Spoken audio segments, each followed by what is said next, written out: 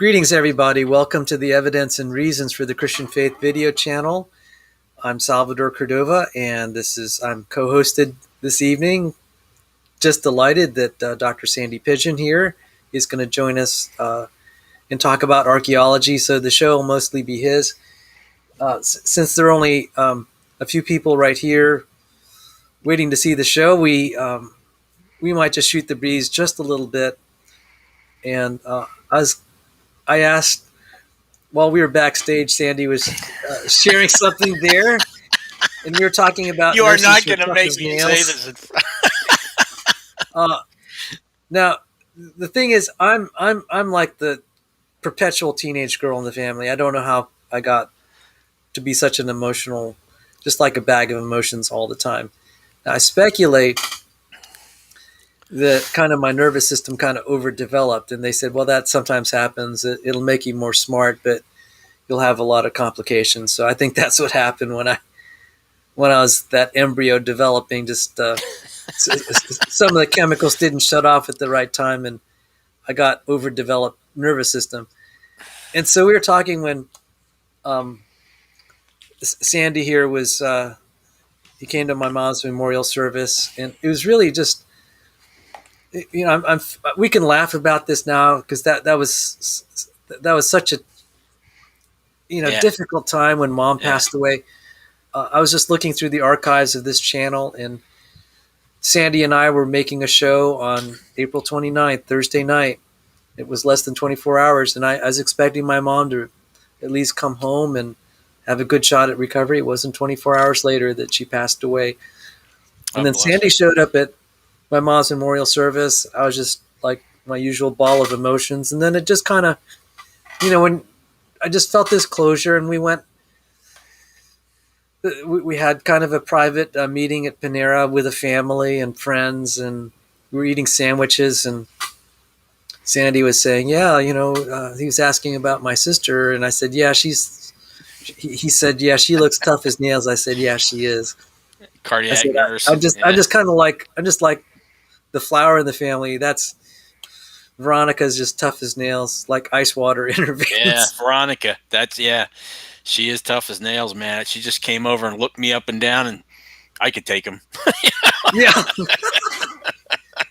I mean, I'm off.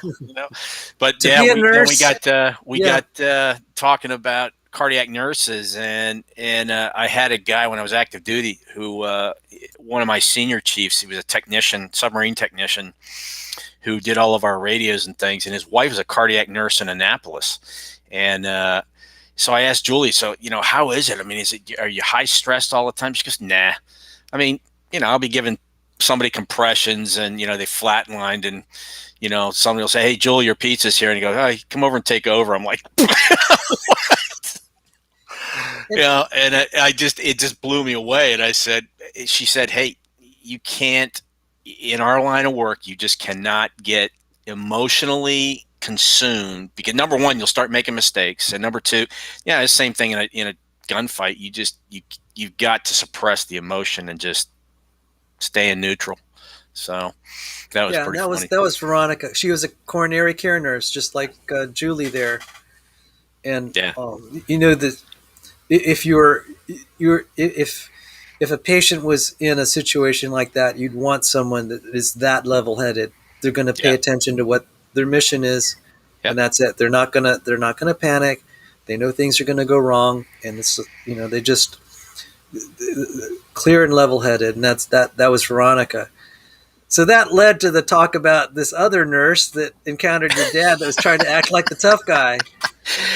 Yeah, Sal and I were talking backstage there back in, it was the early 1990s.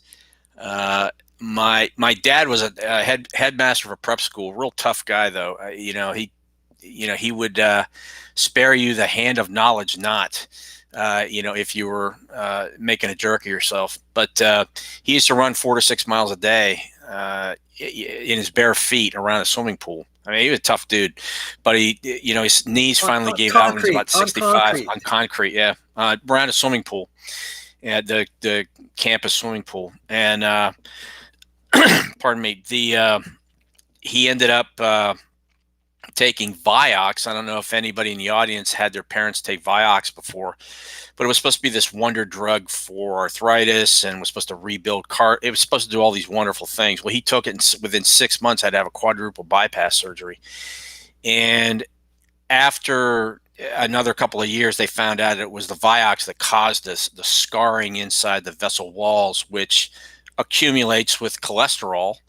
And so to make a long story short, he got the bypass, and he's in the room, and I'm sitting with him, and I said, "How you doing, Pops?" And he's like, he was almost kind of embarrassed to be in there because he's a pretty tough guy, but the nurse came in, some guy, and had an earring in, and I'll leave it at that. In the 90s, that was not a really cool thing. But anyway, the guy came in and started talking tough to him. He says, "You're going to get out of bed and you're going to walk around because I don't want you to get pneumonia," and blah, blah, blah. And I'm just watching his reaction. And I said, "Look, I'm not getting out of bed, and you can do anything you want." And then he started amping it up and said, "Well, I'm going to bring in two big, tough guys, and we're going to grab you and pull you out of bed." I mean, I couldn't believe this guy was acting like, "This is real good." Maybe that's why you're a nurse and not a doctor. You have no bedside manner whatsoever. And the guy, and my old man just looked at me and says, "You see that guy sitting over there? He's in the SEAL teams. Do you think maybe you're going to have a problem?" And I looked right back at the guy. And he said, "I don't care who he is. I'm going to get two big stuff." I go, "Look, pal, we needed to have a talk outside.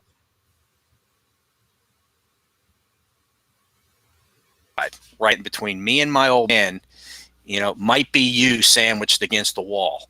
And I said, "You can call the cops. You can bring your big tough guys in here. But if you want him to get up and walk around, I'm all here to help you, but don't walk in here with this disrespectful attitude, right off the bat." I mean, it wasn't like, "Hey, we need to get you up and walk around." No, it came in and started reading them right. What kind of a jerk are you anyway? And the guy probably was making, $100K a year easily back then, which was a lot of do-re-mi. But wow, I mean, just no bedside manner. Well, so anyway, cooler heads prevailed, and we got him out of bed, and I walked him down the hallway to get him, upright and vertical so he didn't get pneumonia. But wow, unbelievable. Yeah. Well, while we were talking, we got one more person in the as a viewer. So before we go on to the topic of tonight, which is biblical archaeology, I wanted to ask you, did you see when I showed Major Strucker's testimony in the Battle of Mogadishu? Yeah, I did. And I looked that up, and I know who he was in the Humvee and in the movie. They depicted him in the movie. One of the Delta guys came in and washed the blood out of the back of the Humvee, and it was bad because I got there 2 weeks after that whole Mogadishu thing went down.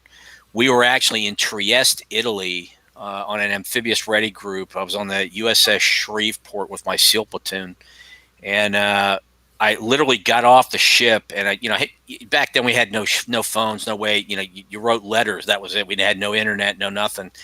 And I got to the phone right, as they put the brow down and ran off, because I'm going to call my wife, say, "Hey, I'm okay, and here's what's going on." And she said, "You're not a part of this, are you?" I go, "What are you talking about?"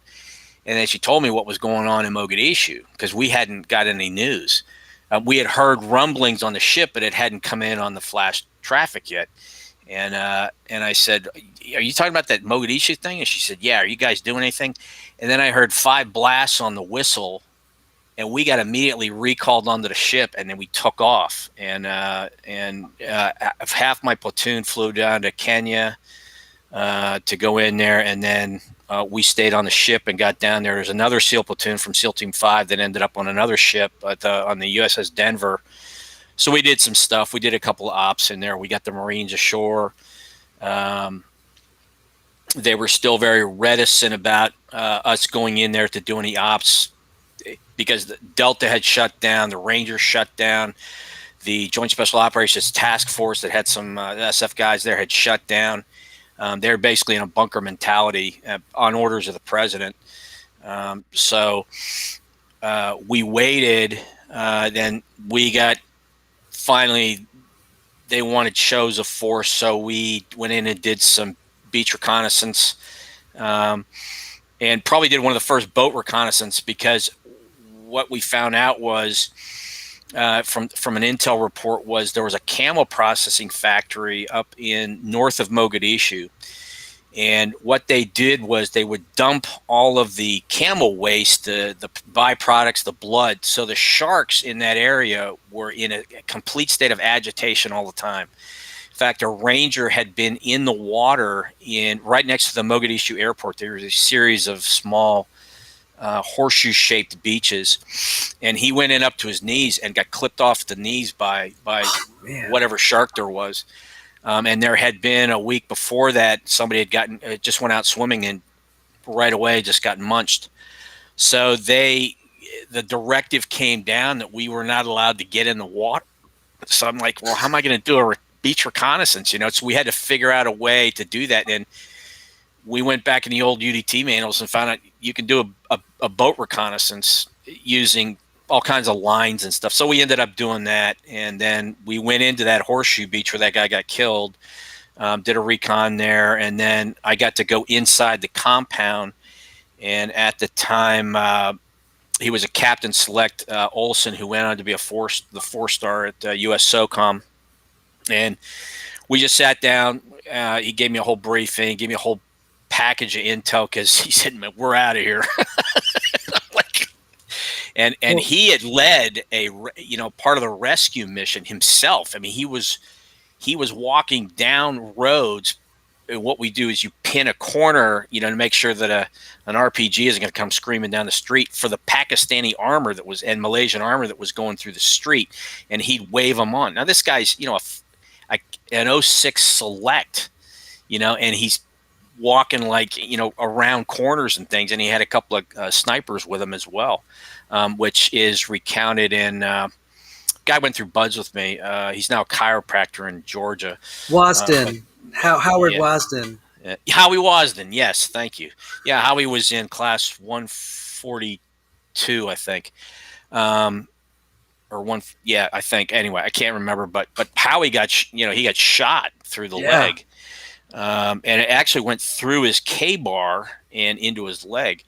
Anyway, so he gave us all that stuff and showed us where these guys shot a lucky mortar round, and it landed right in front of the Joint Operations Center. He showed me that, and he said, "Yeah, we got too predictable, So anyway, it was an interesting experience to be there, and God bless those guys. I mean, they got put in a rock and a hard place trying to go out after that in broad daylight, So, well, the reason I brought it up, there were 2 Christians in the Battle of Mogadishu, and Major Strucker, I've watched his testimony 10 times. He said, he didn't want to go there, and he said, and you're saying he just remembered the scripture from the Garden of Gethsemane, and Jesus saying, "Not my will, but thine." And he said that's when he had that peace.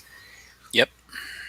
And he was cleaning up the blood of Major Pilla. Sergeant Pilla. Yeah. And his wife was pregnant, and he's like, I'm going to die. I'm not ever going to see my son.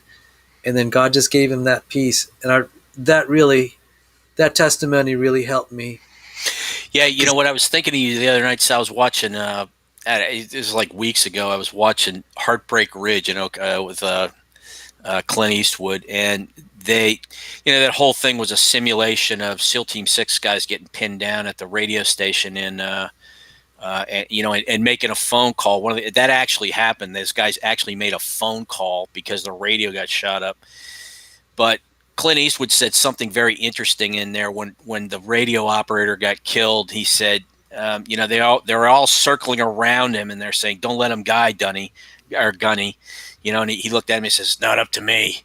When it's your time, it's your time, and your time isn't now. So let's go." And it's, but what an eschatological, piece of scripture, and subsequently, when you watch Gran Torino, and he confronts the young Catholic priest, saying you're a 19 or you're a 29-year-old virgin who sells fairy tales to old ladies, and he but what it really was the whole thing was kind of a discussion about the Catholic Church that he really didn't have any time for, and at the end when he gets killed, and the sin that he always held on to was in that lighter. It was the first calf when he had shot that kid in the face that was trying to surrender, and he carried that all his life. And then the blood of Jesus, like this, when he got killed, he sacrificed himself for his brother, who was that young kid, who was his next door neighbor, and the blood washed over top of the lighter. And I thought that was, that's a kind of a cool theological analogy to look at. So there's major, So there's I don't know if he's saved or not, but he puts out these little things that you see in a lot of his movies that point towards some kind of theological concept.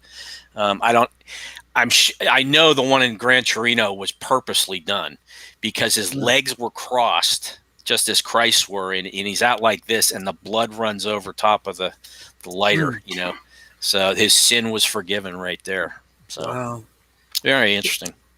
Yeah, anyway. you're it's funny, you and I, we see kind of, there's meaning in the movies, there are messages there, and it sometimes dramatizes things. So again, like with Major Strucker, that was just a powerful testimony, because you never hear that story unless, and it was only by providence I heard about Major Strucker. And then General Boykin, he was one of the commanders there, and he said that he had a real tough conversation with the Lord. He said, I lost 15 men that day. He was just so angry at God, and then God just said, I met him at a Mighty Oaks function down in Manassas. Really nice guy, and and I didn't know this. He was best friends with when I was going through Buds, Captain Larry Bailey, who was a Vietnam War vet and everything else, and they are like best pals. And Captain Bailey he's an evangelical believer. I didn't know it at the time, and going through Buds, but and Captain Bailey was big time sea daddy to me. Wonderful guy. He's down in North Carolina now. He always shows up on the radar every once in a while, railing against liberals. So it's pretty funny. But he's a great guy. Oh yeah. General Boykin had also some things to say, and very colorful. And I'll repeat the story for those who, I'm dual member at McLean Bible and also Occoquan Bible. At Occoquan Bible, one of the elders was nearly assassinated because that elder, Jared Bridges, and this is public knowledge, he is the vice president of communications for the Family Research Council. Yeah. And an assassin came in there. He's known as the Chick-fil-A assassin. And he was going to go in there, and he had his guns, and he was going to just kill everyone at the Family Research Council because they have a certain stand on like gay marriage and stuff. And so this guy, Corkins is his last name, he's going to go in there, and because Chick-fil-A was closed on Sundays, and they had said some things about, what they consider what's right and wrong in God's eyes. And just for the record, I don't get in people's personal business, but I will say, God has a certain law, what's right and wrong. Yeah, absolutely. I'm not going to mess in people's lives, but it's just like, okay, you'll be accountable for the way you live your life on Judgment Day. That's all this is about. I'm not trying to impose. I'm not going to get my nose in your personal business. But, my understanding is Family Research Council is just pointing stuff out like that. But that was too much for some people, and they wanted to kill all the staff. And he was going to, this Corkins was going to, after he shot them, he's going to put Chick-fil-A chicken in their mouth. I mean, this is just terrible. But Boykin, General Boykin, one of the founders of Delta Force, the executive vice president of the Family Research Council, because Boykin Yeah. found the Lord or returned to the Lord sometime in college and started to set his life aright. And he was saying there were miracles that he was seeing in the battlefield. And when he got his arm shot with a 50 caliber shell, Yeah. survived. They didn't amputate his arm. And I don't know how much he had influence in choosing that security guard, but that was one tough guy, because the security guard took a bullet from Corkins, and that arm that took the bullet was the one he used to pin him to the wall and disarm him. So praise God. And so an elder in my church is alive to this day because of the heroic efforts of that security guard. And I'm just saying, yeah, this is really close to home. The culture wars now are getting really violent in the United States. And I was just really glad to hear that, there are men of God like Boykin and Major Strucker in the Battle of Mogadishu there, and the Lord working in their heart. And then now that they've retired from the military, they're serving the Lord and sharing God's the good news. So yeah, amen. This is great that we had this conversation, because in the 20 minutes that we've had this conversation, more people have joined us, which is good, because then if we didn't have that conversation, they would have missed out on your presentation. So yeah, all of our usual suspects. Yeah. So I mistitled the video. I titled it as best as I could, and I'm just going to let at this point, I just encourage Sandy to just share what the Lord put on his heart. So I'm going to. Yeah, what I'm going to do is we're going to go over some more aspects. Some of you guys may have been here for our last archaeological visit, but there are some additional things that I found out. So some of the stuff will be a rehash, but I did put up some more things. And for those in the audience, just remember that one of the least used apologetics, I think, is archaeology. And as Sal knows, and I gave my testimony, archaeology is what put a hook in my mouth in the very first sermon I went to at McLean Bible Church, because it was on Isaiah 36 and 37, Hezekiah's water tunnel, Sennacherib cylinder, strengthened broad walls.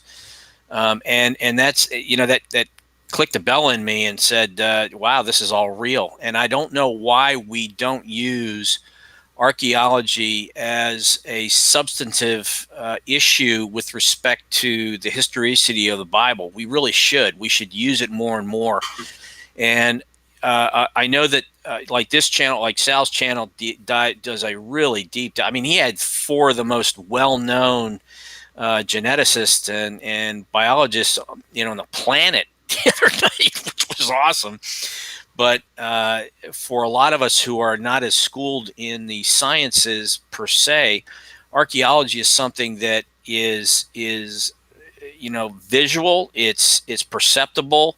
It aligns with history, and it gives you a sense that if you go up against one of these very vociferous atheists, especially who is very schooled in perhaps biology, physics, whatever the case may be, just ask them, well, what do you think of all this archaeology that we have? And if they say, well, what are you talking about? Or say, oh, that has nothing to do with it. Well, very much so. And it lines immediately with the Bible. In fact, the Bible corrects history. And one of the things I want to do in a future episode, Sal, is go through Acts. And I found another resource in my my books back here that goes on a detailed basis through Acts, which actually corrects Roman history in several different places.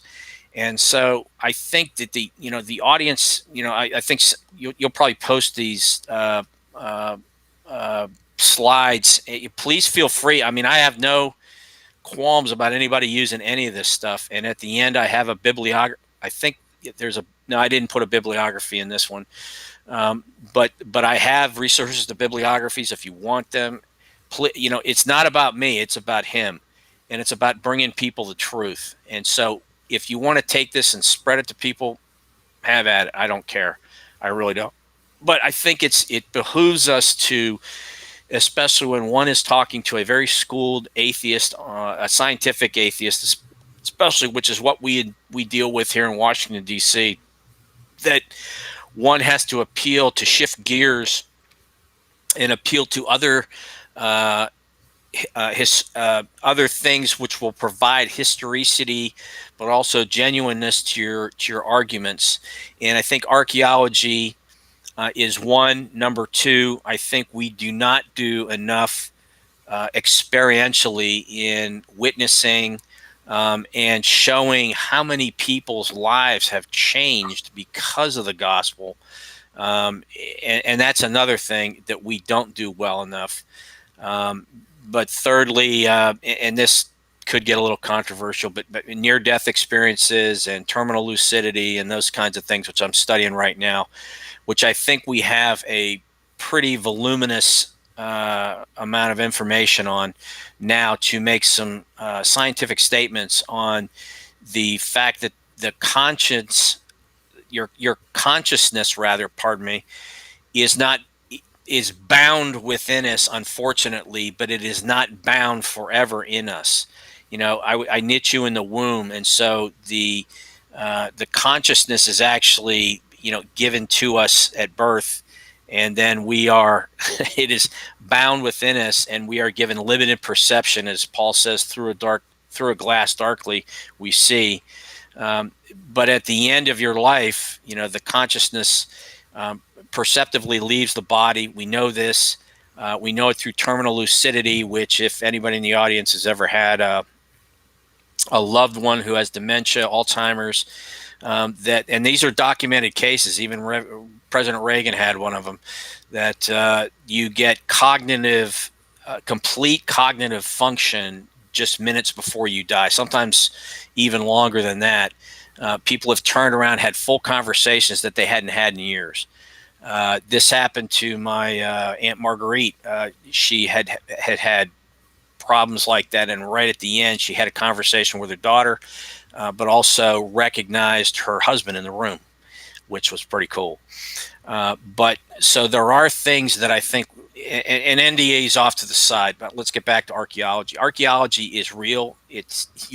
Stones don't lie, and it all, you know, adds up to everything that is in the Bible. And so I think that's why we need to start pressing the issue and the literally the historical science of archaeology in a much more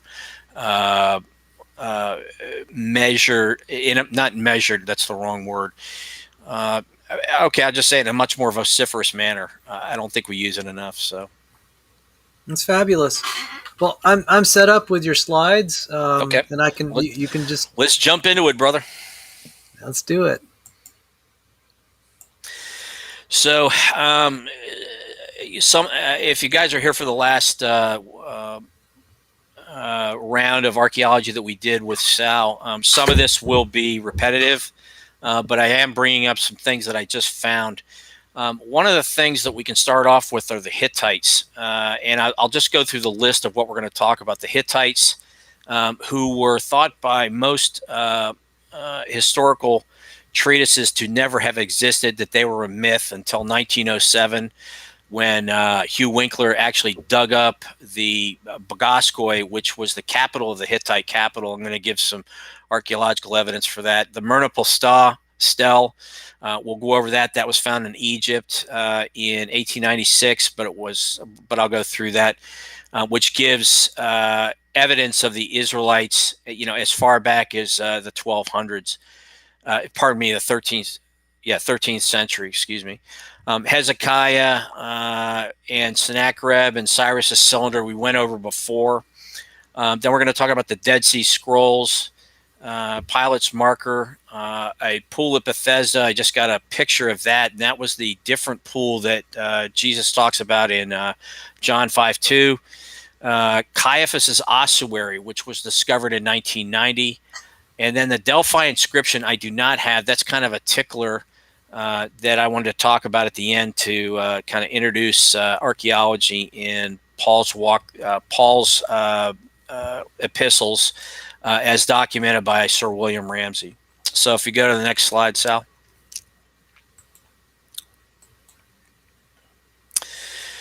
So the Mernaptah Stele, as you guys can see, is that a full screen, Sal? Yeah, that's as full as we'll get it. Okay, that's fine. The Mernaptah Stele was found. It's dated to the 5th century, indicating the presence of Israel and Canaan at the time, where nobody said, or all the skeptics will say that the Israelites never existed.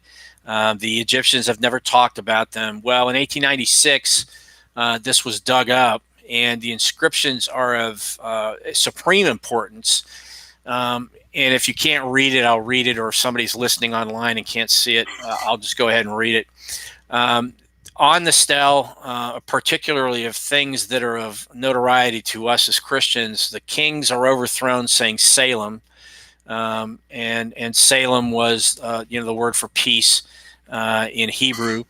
Not only one holds up his head among the 9 nations of the bow, and that's the 9 nations that were around during that time that became when they left Egypt. And remember that this is, I'll go through the history of it. Going down, the Hittite land is pacified. And again, nobody thought that the Hittites even existed until, again, 1907, when Hugh Winkler dug it up. Plundered is the Canaan with every evil. Carried off as Ascalon, seized upon as Gezer. So these are all historical references that are on this stele. So it's hard evidence. There is no denying that. But the one that is or the next two, Israel is desolated, her seed is not. And I'll go in through where and why they said it during this time. Palestine has become defenseless widow for Egypt. All lands are united. They are pacified. So if you get in the next slide, Sal. Sure. Could we go ahead. just a little bit? Sure. So this, for those who are, what this is, so what was happening is they had all these schools of thought that the Bible was a lot of myths, but then the archaeology in the 19th century was kind of overturning that. So one of the big deals was like say the book of Joshua and all the conquests. So what books of the Bible does this stela confirm? Right. No, I've got a slide on that. Okay. So all right. I'll bring. I think it's the next slide. All righty. Let's do that. Yeah. Hold on a second. Let me.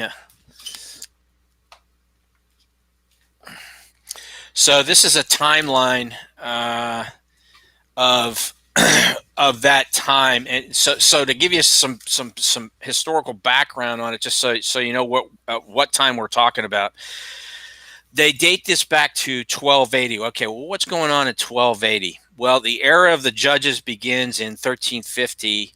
The high date for the Exodus and the wilderness wanderings, which we still really hold to as Christians, was 1446. So Israel had left Egypt a long time before that. But this even fits in if one takes to what some scholars call the low date. Now, the low date, some scholars date the Exodus at 1290. For a low date of Exodus, the dates of Passover, wilderness wandering, and events at the beginning of the date of the era of Judges would slide to the right by about 156 years. But nevertheless, even if one takes the high date or the low date for the Exodus, what it proves is that this was written, whatever is on the stele itself, is within the bounds of historicity for the Old Testament.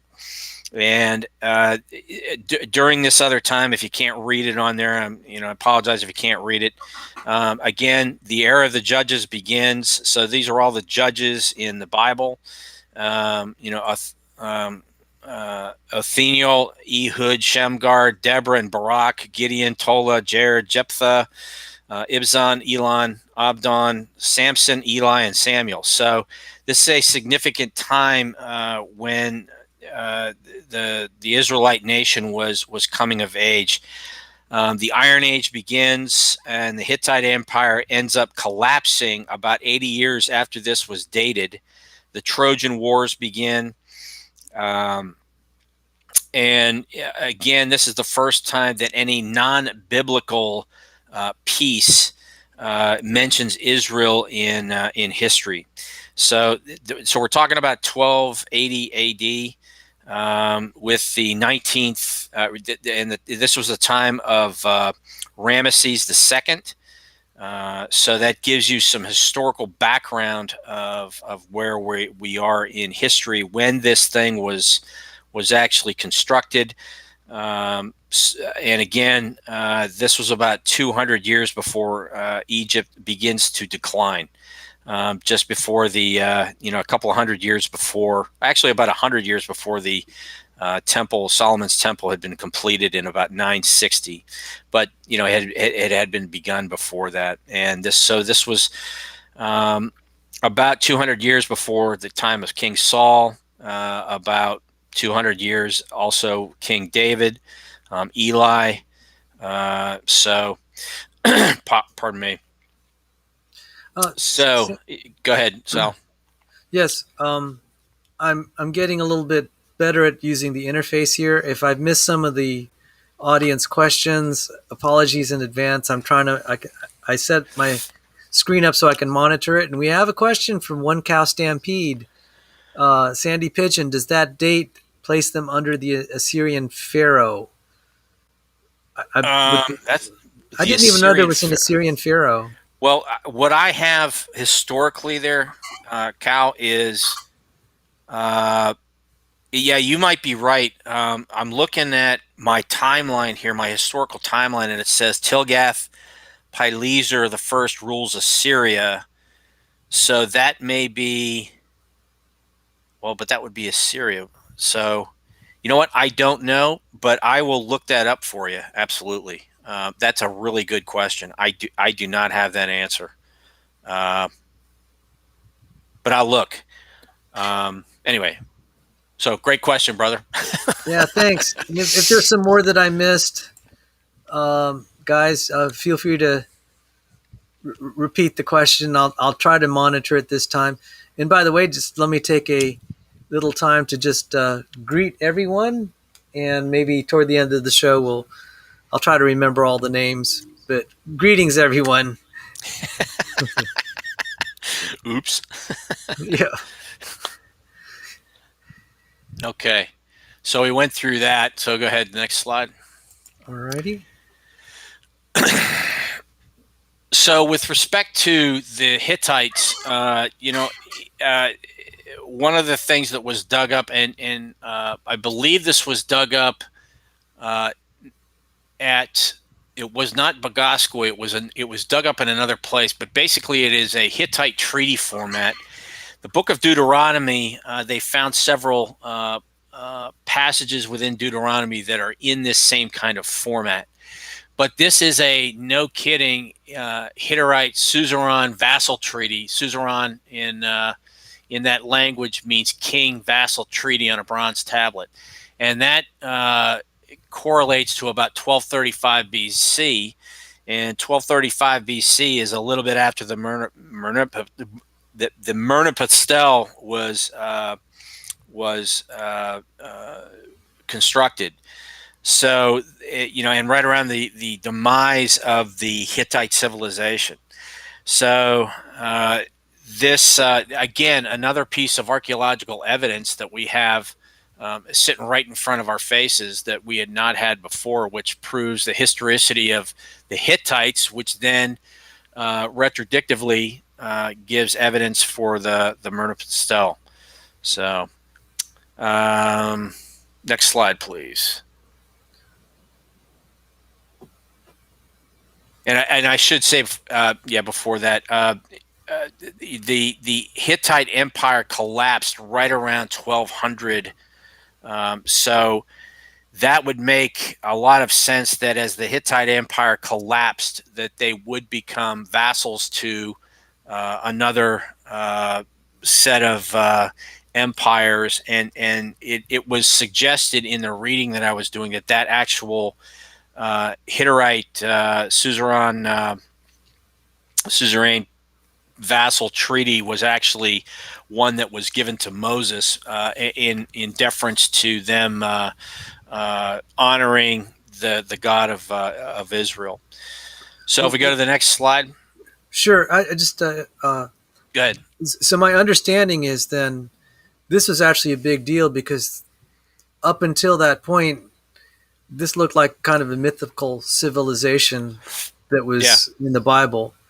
And so absolutely. finding it was really a big deal. It was thought to be, the Hittite civilization was thought to be just a big myth until 1907, as I was said earlier, that Hugh Winkler actually found Bagaskoy, which is in central Turkey, and actually dug the whole thing up, and they found thousands of tablets, archaeological records, living items. So the evidence that what was portrayed on the Mernaptah Stele is accurate, and it actually contradicts secular history up until 1907.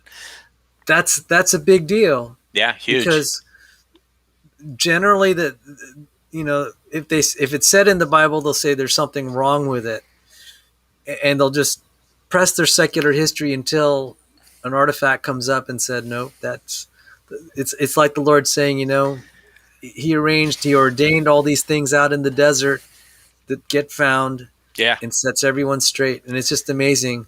And it's usually not really big in the sense that it may not make headlines even in the world of Christendom, but the people in the know will realize this is a big deal, and it quietly starts to make a case for the Bible. And that's why it's great that we're covering archaeology, because it's one thing, people are starving for evidence of the scriptures being true, and they don't spend time seeing it. Yeah, it's all there. I mean, the problem is we don't press on it enough. We just don't, and it's you can't refute it. How do you refute stones? Do you go back and say, well, they did it retrodictively, or retroactively, per what happened later on? That's just silly. It just doesn't make any sense. And I've heard people say that we've all heard that they went back and wrote the Bible as per what was prognosticated by Isaiah and all the rest of the prophets. Well, that's just, come on, that's silly. And the Dead Sea Scrolls, which we'll go through in a second, help to clarify that as well. So and speaking of rocks that don't lie, here we go, right there. Yeah, and we covered this in the last iteration of our archaeology. I just wanted to bring it up because there was a couple other photos, and that's my buddy Gordy. Gordy's about 6'2", 6'3", so you can see that that's the inside of Hezekiah's water tunnel. We talked about that in our last iteration, which is covered in Isaiah 22:11, but also in Isaiah 36:37, which was the tunnel that was built from the Gihon Spring, and there had been a couple different tunnels that have been built to bring water in, but this one was extensive, 1,760 yards through solid rock, and you can go to Israel and it's still there and still flowing with water. Gordy just happened to be in there when they didn't have the Gihon Spring flowing. I guess it probably gets pretty slick in there. I'd hate to see him get stuck in there. He's a big dude. But did you go on the trip with him, or this is? No, I did not. He gave me that picture. Wow. So, and because he was so excited I was going to seminary. He goes, "Hey, I got to show you this picture of because I told him what hooked me, and it was that story in the Bible." And he said, "Oh, I got a picture of it," because he's been through that thing like several times. So anyway, if we go, you guys who are interested in that story about Hezekiah's water tunnel, Isaiah 36:37, which is the Battle of Jerusalem, which we covered in our last archaeological lecture. You can go back and watch that. We went through it pretty extensively. This was not a one-time event. The Megiddo water tunnel had been built. There were a couple of other tunnels that the ancient Israelites had dug. That one, though, is the most remarkable one because they started from one side, and actually, to this day, there are articles in the Biblical Archaeological Society's website that point to a couple of engineers who said, how did they do this? Because number one, they're down about 200 feet. They drop down, and then they tunnel through solid rock. And how did they do this? And there's a lot of scientific and environmental things that you have to take into consideration. And just going back, when they were building the Brooklyn Bridge, for example, they didn't know what the bends were. And when they dropped those caissons down into the Hudson River, Hudson River. Am I getting the river right? Maybe I'm not. I know it doesn't matter. When they drop those caissons down, they pump air to keep the water out, but also so the guys can breathe. The problem is they're bringing in atmospheric air into a place and putting it down at pressure. So a lot of guys were coming up from constructing those caissons that were going to hold the bridge up, and that's where they found out what the bends was. It wasn't from deep sea diving. It was from that, and they found out what atmospheric sickness is at depth. So how these guys were able to counteract that is very interesting to me. Now, obviously, they probably didn't have the kind of pressurization, but they had to have some form of ventilation through there as well as lighting. So you're going to have all that carbon monoxide from the candles and the things that were lighting the way. How do you get rid of all that? We're talking about people chiseling away with hammers, for crying out loud. So just an amazing archaeological, not an archaeological feat, but an amazing engineering feat, that is documented in archaeology, documented in the Bible in 3 separate places. How can you refute that? Yes. I mean, if these were fabrications of just myths, why does it include these very amazing details? Yeah. And it's, it really is kind of eerie that now when you read the Bible, it's like, these were real people, these were real events. And it's like, okay, how do you if people didn't care for facts, they wouldn't include it, because that's one of the things you'll notice about mythical literature that I was just beginning to realize, that I'm not beginning to, but over the years I've realized that they have no attention for details like this. Who wants to talk about a tunnel? That's just so boring. We want some drama in our religious story. This is a historical account. That's why. We could go over some of that. The claims by guys like Dr. Richard Carrier, who's an A&E specialist. Yeah, he's, God bless him.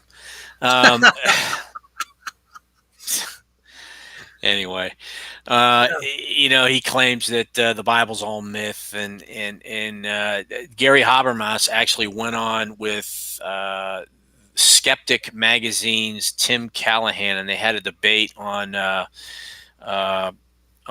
of the Lee Strobel's channel, and Callahan got wiped all over the floor by Gary Habermas. Anyway, but I've got. If you want to see that debate, I can probably find it and put it in the chat for people. I was thinking we could have some shows on classic debates. Yeah, well, that one it only lasts 15 minutes, and Callahan is just like looking like a deer in the headlights, before a Peterbilt truck hits him. Yeah. So so we go on that. And if you go to the next slide, Sal. Okay. Now, that's the last time we were talking about this very subject. I could not find a picture of the strengthened broad walls that's talked about, I believe, in Chronicles and Kings. But this is a picture of them. And they had to, and Hezekiah's attempt to fortify Jerusalem, which God was not appreciative of at all, but his attempt to fortify Jerusalem included building a whole nother set of walls along the walls on the interior of the fortress in Jerusalem. And so that was that picture. I wanted to bring that in just so that if somebody wants to use these slides for anything, by all means, please do. But there is a picture of the strengthened broad walls. And you can see how massive they are. Just holy mackerel. We didn't have those kinds of, we had HESCO barriers in Afghanistan and Iraq. Forget about it, you know. So go ahead, next slide. Okay, and we talked about Sennacherib's cylinder, which depicts the sieges of the kingdom of Israel and the siege of Jerusalem. There are two separate ones. One is in Jerusalem, one's in the UK archives, the Archaeological Museum in Great Britain. That's why they call it the Taylor Prism. And again, just to cover this briefly, you guys can go back and watch the other video on it. But the entire siege of both the northern kingdom and the southern kingdom of Israel, when the kingdoms were split, is depicted on this cylinder. The cylinder is about 15 inches high, and it gives a very definitive blow-by-blow action of every city that was taken over, with some fairly brutal details in it. But what's interesting about this cylinder is that it miraculously ends at the end of the Battle of Jerusalem, where Sennacherib will say, "I kept him as a bird, a caged bird," but it doesn't say that he was defeated. So why is it that he's so boastful throughout the entire siege? 46 cities he sacked in the northern kingdom of Israel and skirted everybody away. Pardon me. And then why is it that he suddenly stops at the end when he's right at the crown jewel? I mean, everybody wanted Jerusalem, and that's where Hezekiah, stupidly brought in all those guys from in Isaiah 39. He brings in the recon team from Babylon, and then that whole melee starts, years later, because Jerusalem was a very rich city and it was the crown jewel of the entire region. So unbelievably, that entire boastful tome stops, and we read predictively that Sennacherib was killed by his own two sons, which Isaiah prophesied later, before that. Yeah. So, and 12 years later, they offed Sennacherib. His two sons did, and then the son remaining took over his reign. Even on a secular channel covering this, they said this is an example of spin, because it's like Baghdad Bob. Oh, absolutely, yeah, yeah. Oh, God, that was hilarious. Oh my God. So this Assyrian king has wiped out all these cities. He has a massive army, and when you can lay siege on a city, you just surround it and you can just bide your time. That's what the Romans did. Right. Once you lay siege, you just starve the city to death because they're not going to be able to come out and fight you. Right. So it's rather obvious that this is spin, because if he really wanted to take that city, he had a big enough army. He didn't even need to fight. He would just have to isolate them, cut them off, no place to retreat to. Why didn't he do it?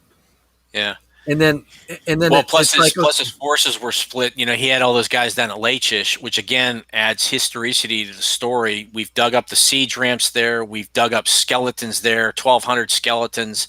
We've dug up arrows. The siege ramp, and we have that relief that we talked about the last time, the copy of which was down at my seminary, that was taken out of Nineveh. Which depicts the entire Lachish, which is called the Lachish relief, which shows the entire battle depicted on a relief on a picture wall, and some pretty brutal aspects to it as well. Yeah. But the same kinds of weapons that were depicted in that relief, that was done shortly after that battle took place, and in Nineveh.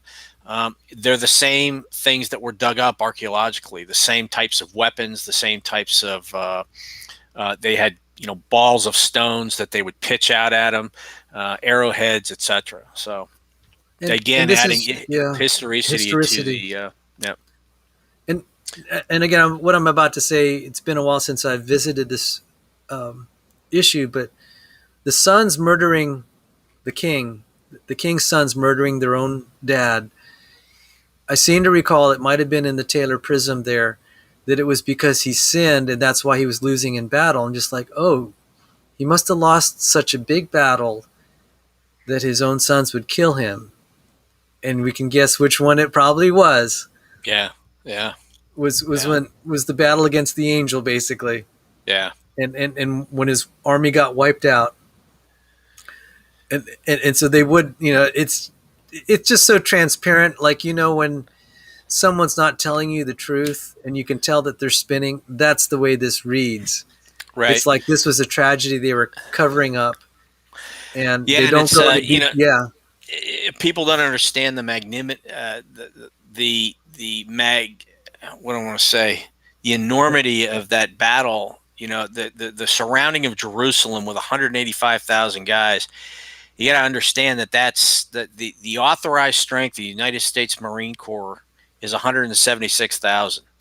So you're taking the entire United States Marine Corps plus about a division of Army and surrounding this. Now that's not that even leaves out who the rest of his army that was down, besieging Lachish, which they ended up conquering. But you just can't even imagine. I mean, you're taking 3 football stadiums, professional football stadiums, and surrounding the city of Jerusalem, which was not that big. It's just an amazing, and the angel of the Lord coming through, or fomenting the book of Sirach. We talked about that last time, that it was a bubonic plague that swept through the camp. In the book of Sirach, I believe, even though it's an apocryphal book, has some good historical points in it, that they got overwhelmed by mice that came out of nowhere and chewed up all the leather strappings to all their weapons. Well, what do mice also bring? They bring the plague. And if anybody's seen the news lately, and this has happened in Australia a couple of times, they are being besieged by mice right now. And I've seen the pictures from, I think it was about 10 years ago, they had the same problem. And literally these guys are opening barn doors and mice, this deep, are just flying out of these grain silos. It just mind-boggling what happens.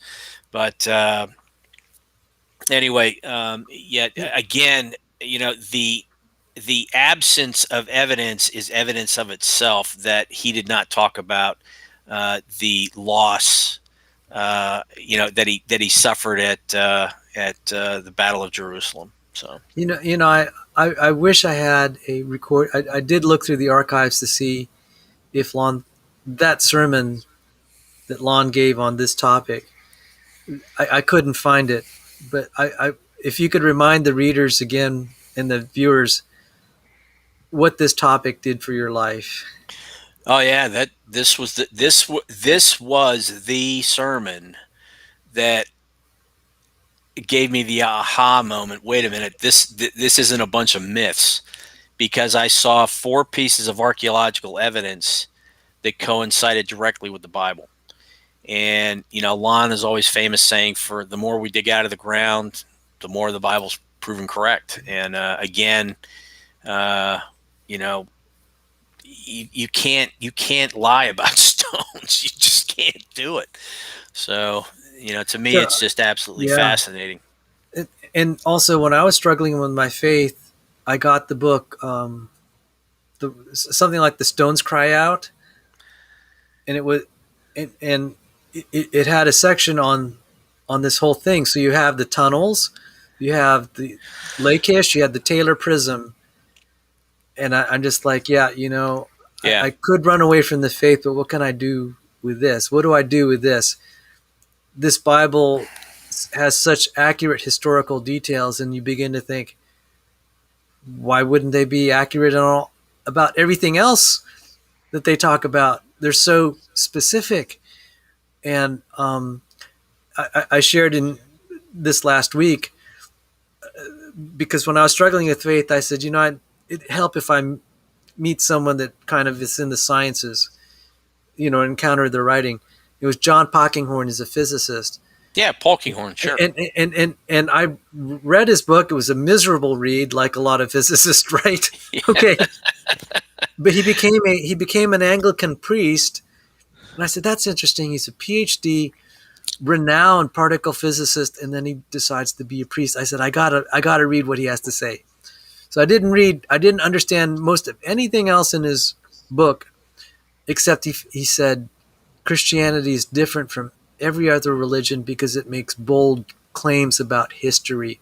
A lot of them are just very theological, but the Bible makes claims about history, and this was like one example. I'm just like, yeah, this stands out. This really stands out. Yeah, absolutely.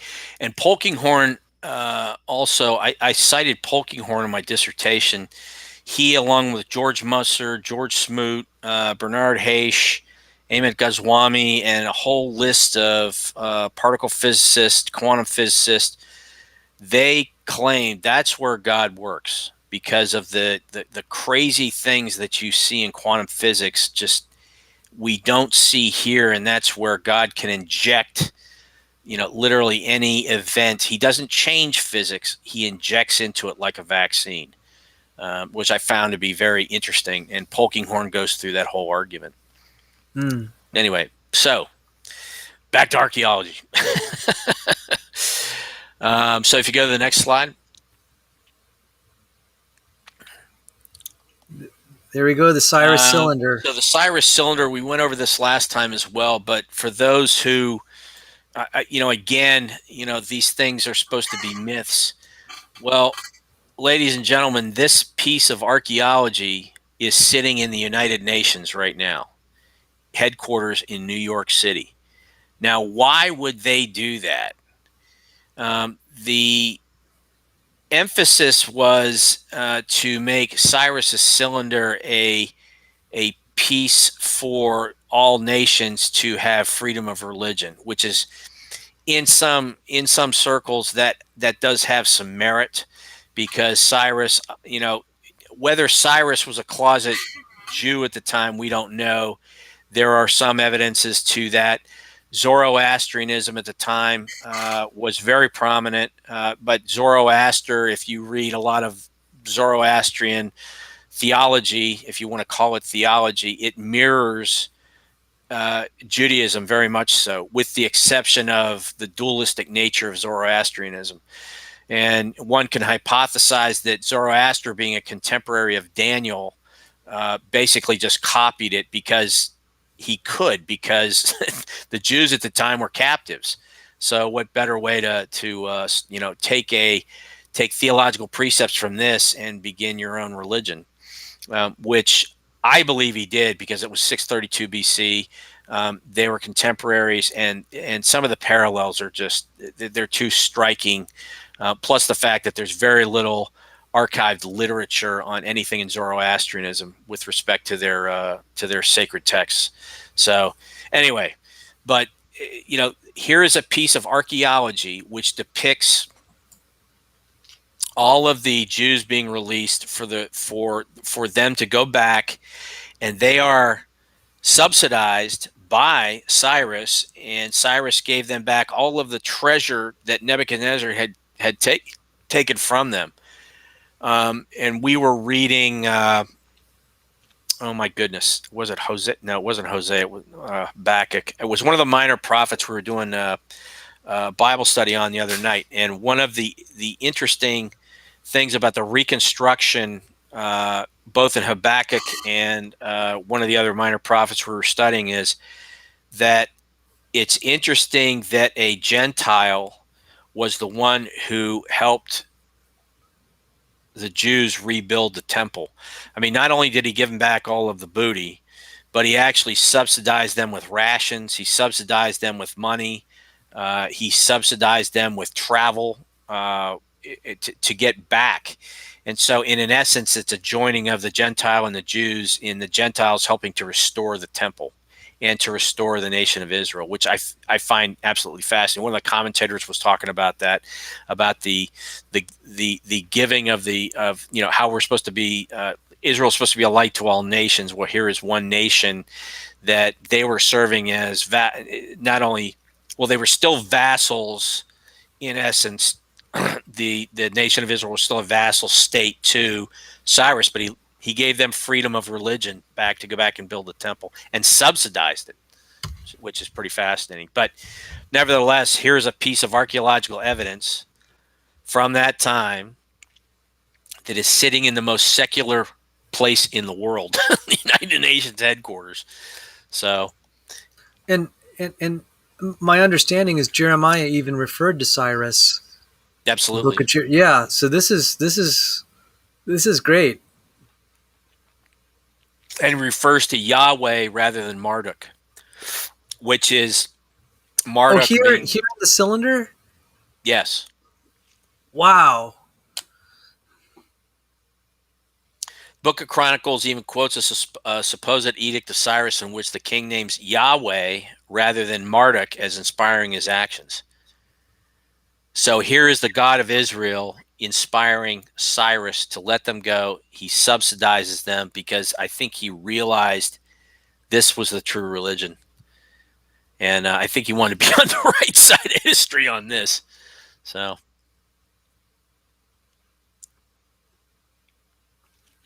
Okay.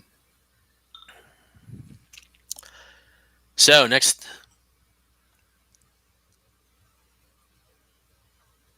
All right. So let's get into a little bit of New Testament. Here is in 1990, they were digging just outside of Jerusalem for some new settlements, and a backhoe hit a tomb.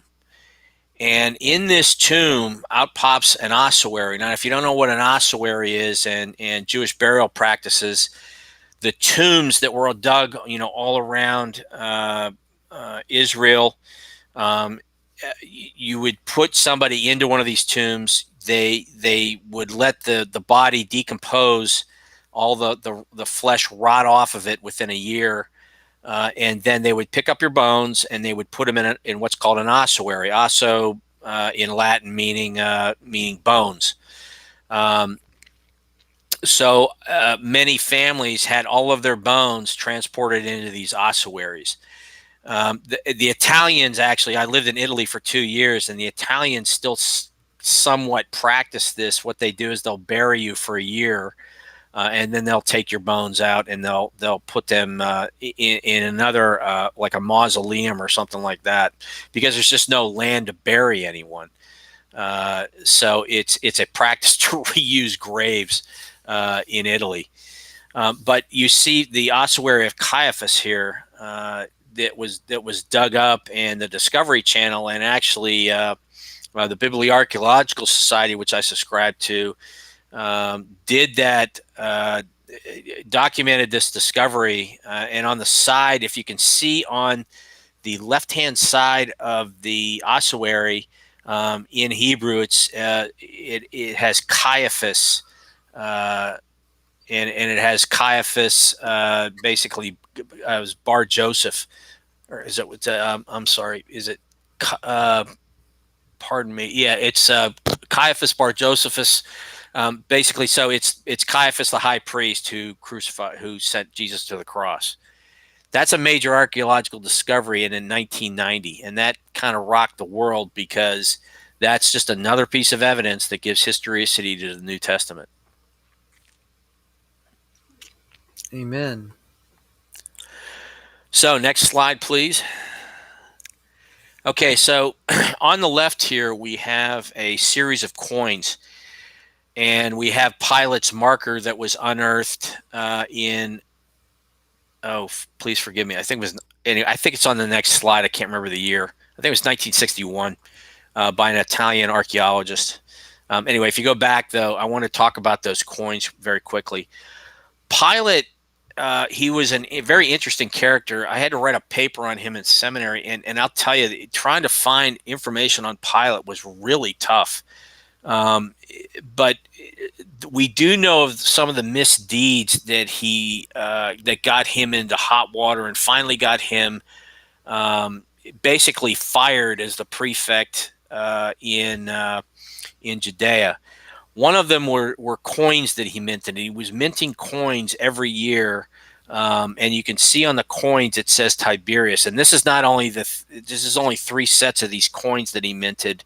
And one of the things that he tried to do was tried to get rid of the shekel in Israel and have all of the Israelites use his minted coins, which he made to his mentor Tiberius, the Caesar Tiberius, and Tiberius during this time was becoming. He was the Caesar, but he was becoming very feeble. Pilate was actually installed by Tiberius, but Tiberius during this time was becoming very feeble, very old. And let's remember that the Herods always lived in Rome during part of the year, and they were very tight with a lot of the Roman emperors. So the call went out.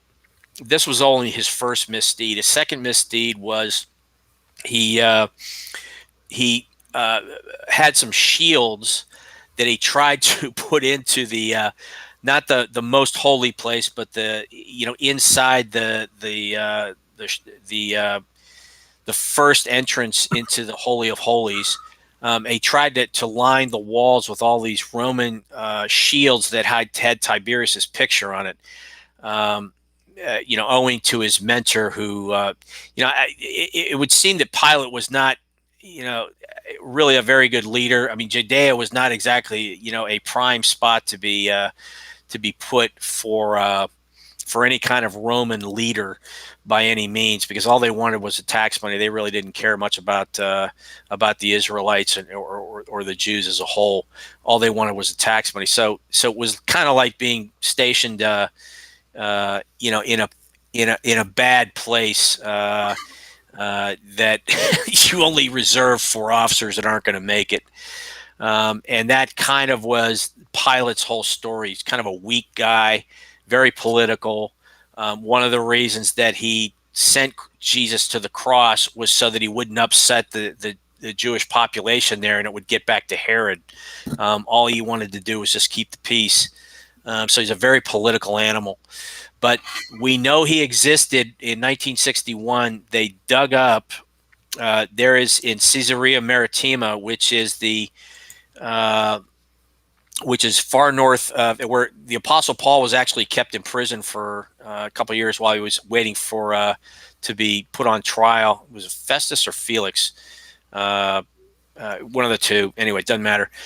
This was a large hippodrome / palace area that Herod had made for Caesar, to honor Caesar. It was occupied by the Romans. Well, one of these pieces it was actually a step that somebody had used it as a step. They picked it up and they found his inscription on it. It was an inscription to Pilate. By Pilate to honor Emperor Tiberius. If you go to the next slide, I think it's on there, the explanation. Is it that one? No, go to the next. There. I'm sorry, I got them out of order. So this is the Roman theater in Caesarea Maritima. It bears the dedication to the gods. This Tiberium has been dedicated by Pontius Pilate, prefect of Judea. The marble head of Emperor, I got an extra O on there, Tiberius 42, and you can see that this was very late in Tiberius's reign. In fact, Tiberius was somewhat deposed and kind of sent away. He was, I hate to say, he was kind of like Joe Biden, but he was basically sent away because he was very old, very feeble. But he was Pilate's only. The only reason that Pilate had his position was because of Tiberius. And once Tiberius was out of the picture, they got rid of Pilate because he had caused so much trouble. Plus, he had a massacre in Galilee where he had Romans dressed up as as ordinary citizenry, and there was a group of zealots there that were plotting and planning, having a rally, and the Roman guards jumped out and massacred them right there. And that really angered Herod. So the political pressure in Rome to get rid of Pilate, plus the fact that he sent Jesus to the cross as a political means, because it ended up backfiring on everybody, obviously, praise the Lord. So he was deposed in 37, right around the time that Tiberius was deposed as well. But the thing that I wanted to go back to, if you go back to the slide before that, these are a picture of the silver shekels that are dated to about 68 AD. AD. Only those coins were allowed to be used in the temple, and this is what really, because they were considered sacred coins that were to be offered, as tithes to the Pharisees, to the Pharisees, Sadducees, etc., to the Herodians. And Pilate minted the coins and actually tried to have the shekels displaced, which again got back to Herod, and they're saying, this guy Pilate's a knucklehead. Just get rid of him. So that was one of his strikes, were these coins. So we have the historicity of the in the form of the history of the Romans in enemy attestation, for lack of a better word, that's documented by Josephus, Tacitus, Thallus, etc., that documents Pilate's demise because of these things that he had done in Jerusalem. Again, lending historicity to the story of Jesus and to the Gospels. So, even the bad folks give us pause, because if their stories aren't true in all of those non-biblical texts, then nothing else is true. So it adds to, again, it adds to it. Now, again, this is it's just amazing how we had the confluence. I'm just going to make a side observation here. Sure. That,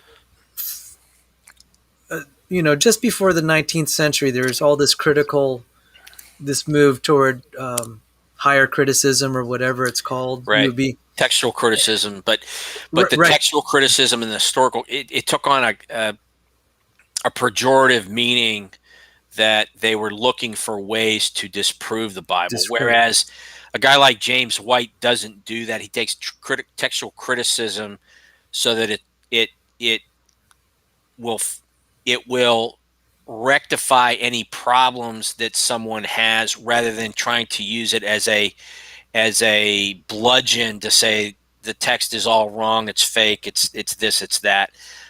So textual criticism now has a much more amenable ring to it. I didn't know that. Yeah, I didn't. Yeah. So what was happening was there was this onslaught of prejudice against the scriptures. Right. There were all these theories that it got written long after the fact, et cetera, and then you have these things pop up. Now, my understanding, and anyone in the chat's more than welcome to correct me if I get this wrong, is that there was even questions whether Pontius Pilate was real. He was real, all right. He's real now. I mean, no question about that, because that was so central to Christian creeds. It says about Jesus, he was crucified under Pontius Pilate, and right. I remember as a Catholic, growing up as a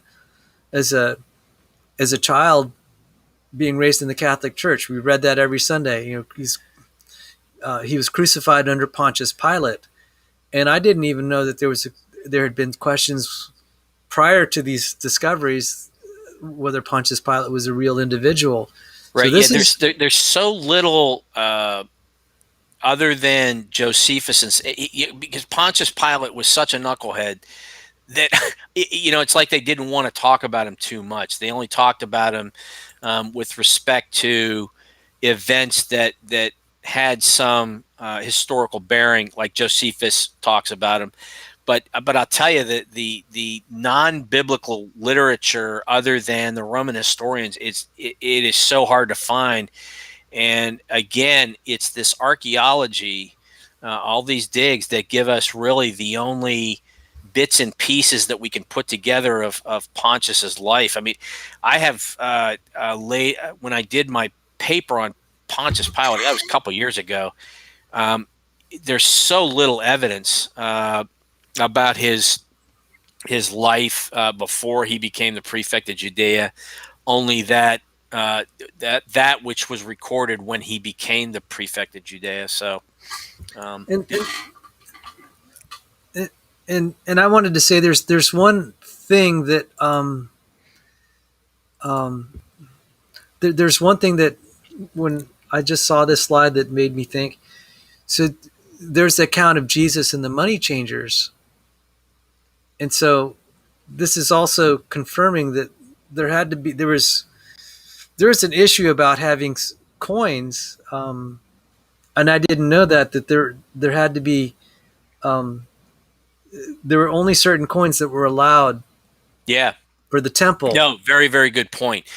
And Jesus changing that over and bringing, something that is.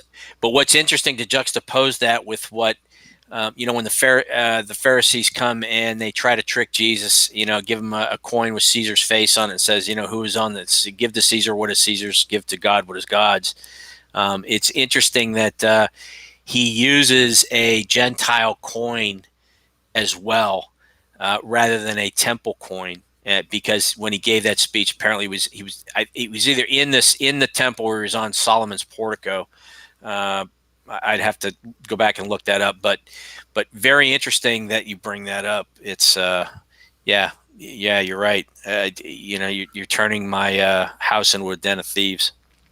I mean, this is just interesting. Is that there's so many layers in understanding the scriptures, because it's the one layer where you really have the gospel message and Jesus trying to teach, but then interwoven in that are little things that are mentioned that be kind of really important for confirming the historicity in terms of the archaeology. It's just beautiful. It's when we talk about all the lines of evidence, the bloodline of evidence that flows from Genesis all the way through Revelation, and all these little storylines, for lack of a better word. 1,000, as much as I like, I'm not a big Shakespeare fan, but 1,000 Shakespeares couldn't have written this. Not even 1,000 Tom Clancy's, who I was a big fan of, could have written this kind of a storyline with all these small details. It depicted that hook up to all the bigger storylines. That's why it is, all scripture is God breathed. 2 Timothy. There's no question.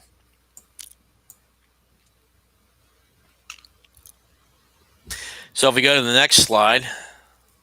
Okay. I think we already talked about that one. Yeah, there you go. So the Pool of Bethesda, we talked about the Pool of Siloam, and I think I have I guess I don't have a picture of that in this series of slides. But the Pool of Bethesda is, John 5:2-9, and actually in if you guys have been keeping up with the Chosen on PureFlix, if you have not watched that, or it's on YouTube as well, if you have not watched that series, please, it is so well done. And they just had this scene in, I believe, episode 3, if memory serves. But this is, and they started it off where the guy who was the paralytic, they started him off as a kid, where he got hurt.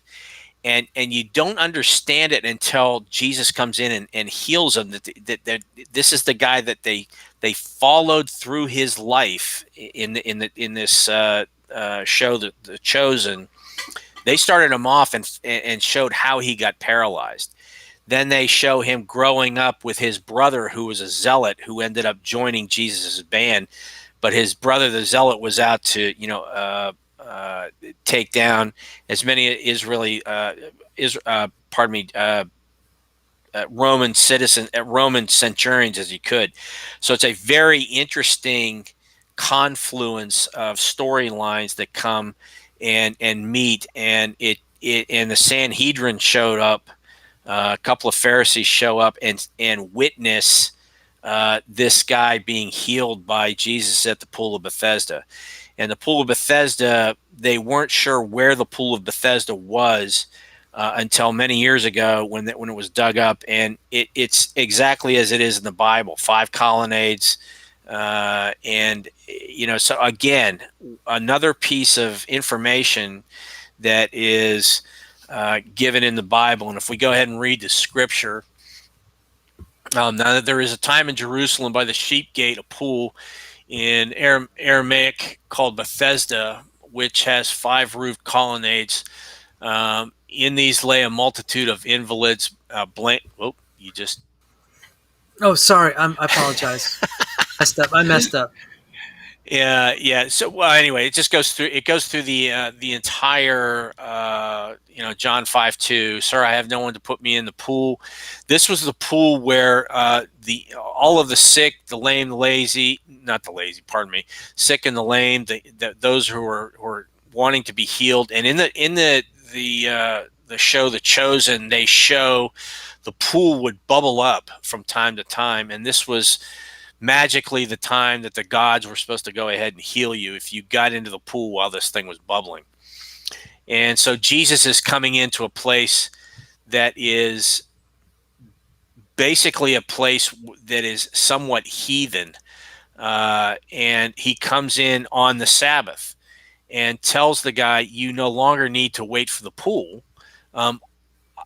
Get up and walk, you're healed. And the guy gets up and walks, and a couple of the Sanhedrin are standing right there and witness it. And this is when they start going after Jesus. So it's a significant point within the bounds of the Bible for one of the miracles that the Sanhedrin began their quest to silence Jesus. But then, pardon me, but again, another piece of archaeological evidence. And it's depicted just as it is in the Bible. It's right there. Stones don't lie. So, just as a slight side note, Sandy and I live near Bethesda, Maryland, near the National Institutes of Health. And when I was visiting there, because in connection with my work for Dr. Sanford, they had this Nobel Prize hall, all the Nobel Prize winners associated with the NIH, and it's a big list. And just like, oh my goodness, that's why the NIH is such a big deal in the United States. And there I was, just walking through this government facility, and I see a picture of Jesus right there in a government facility, and it highlights Bethesda. They said Bethesda, Maryland is named after this account. And so they have this exact scripture. I said, this is great. In a government facility. See, now I'm afraid now that I'm pointing this out, some people protest. But historically speaking, Bethesda, Maryland was named after this passage. So they highlighted it, and they said in the NIH, this was where the lame got healed, where basically the sick got cured. And they said, this is the mission of the NIH, to bring healing. Yeah. And so it really, and it just kind of struck me, because I was, it's one of these things when you're just going about your business and then you find a reference to the Lord where you didn't expect. And the NIH, I had a feeling, I said, as I got to meet more people in the NIH, a lot of them, you can't run away from the fact a lot of people here are treating people that are very sick or terminally ill. You face death all the time. You will have thoughts of God. And now I know that the creationists here have issues with Francis Collins. I do too. But, the Lord worked in his life. And so, I just had the feeling that as we study medical science, we'll be turned to the Lord, because we study the genomes and things, it's all these markers everywhere. So that's just a total aside. But also the other thing that I heard about these 5 porticos here was, for a long time when they kept saying, no, that can't be true, because Roman architecture, it's something symmetric. No one would build anything 5 porticos. That's obviously a historical mistake. that's, and for a long time they were saying the Gospel of John was written long after the fact. It's too sophisticated to have been written by a fisherman. And then also there's no such thing as 5 porticos in Roman architecture. That just didn't make sense. And then they had this archaeological find, which is like within the last 200 years. Yeah. So again, all of this textual criticism just getting egg on its face. Yeah, it's just getting smashed. It's yeah.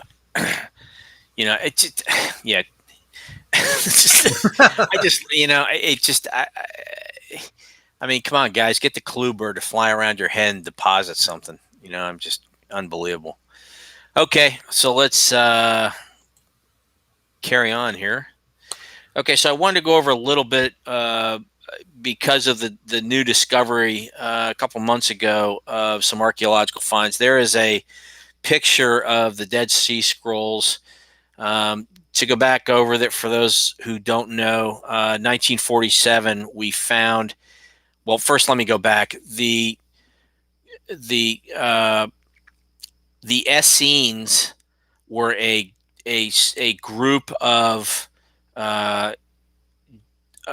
Jews that separated themselves from the Pharisees, the Sadducees, the Herodians, and formed their own compound because they thought that the Pharisees, especially, were becoming far too legalistic and political as well. The Sadducees were very political, and so they formed their own compound. They had a series of caves that they stored things in for the apocalypse that they thought was coming soon. What they were really talking about was they knew that their own demise was coming, which it did, but also the Dead Sea Scrolls, the scrolls that were found in Qumran in 1947, the scroll of Isaiah, which is on display in Israel, a full scroll, says the exact same thing then than it does now. And and that was written, it's dated to about 160 years before Christ. Well, one could say 154 years, but basically 150, 160 years before Christ was even born. So how is it that people will say that they went back and retrospectively wrote the prophets when we have a society that was separated from the mainline Jewish city, come and had the all of those scriptures, which they saved and put into caves that had been sitting there for a couple thousand years. It's very interesting to note that the book of Isaiah reads exactly like your NIV, exactly like the ESV, and so this really rocked the textual criticism world when they were in a pejorative mindset to try to disprove the Bible, because the things are exactly the same. But if we go on to this, because we've just made another archaeological discovery. So if you go to the next slide, please.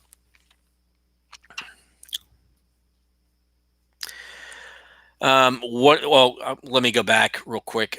One of the things that they found was called the Messianic Apocalypse. And this is, nobody considered this canonical at all, but it was written in a secular mode because they believed that their apocalypse was coming, and in some respects they were correct. But it has a list of the miracles very similar to Luke 7, 21, 22, even though it was written approximately 150 years before Luke's gospel. And that's in the Israeli Antiquities. If you go to the next slide, please. I think here's... and this is a comparison of the Messianic Apocalypse tome with Luke 7. If Sal, I can't. My screen is really small. Can you read that on your big screen?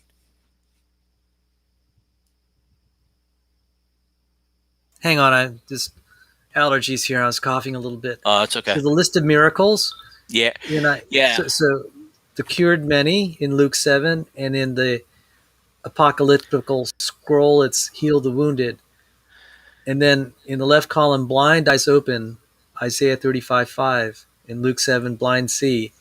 In the in 4Q, it's blind see. In Isaiah, the lame leap and walk. Now the lepers are cleansed. This is unique. Then in Isaiah, ears of the deaf opened, and then the deaf hear. Luke 7 is the dead are raised, and it's in 4Q that the dead are raised.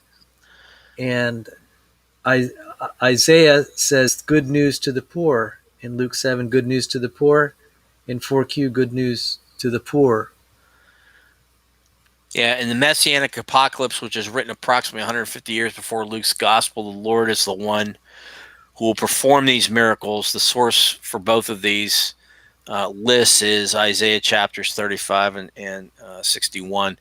So again, even a secular writing by these guys that is not proposed as canonical at all, it was written outside of these guys being scribes and rewriting the scrolls, foreshadows things that were given in the New Testament.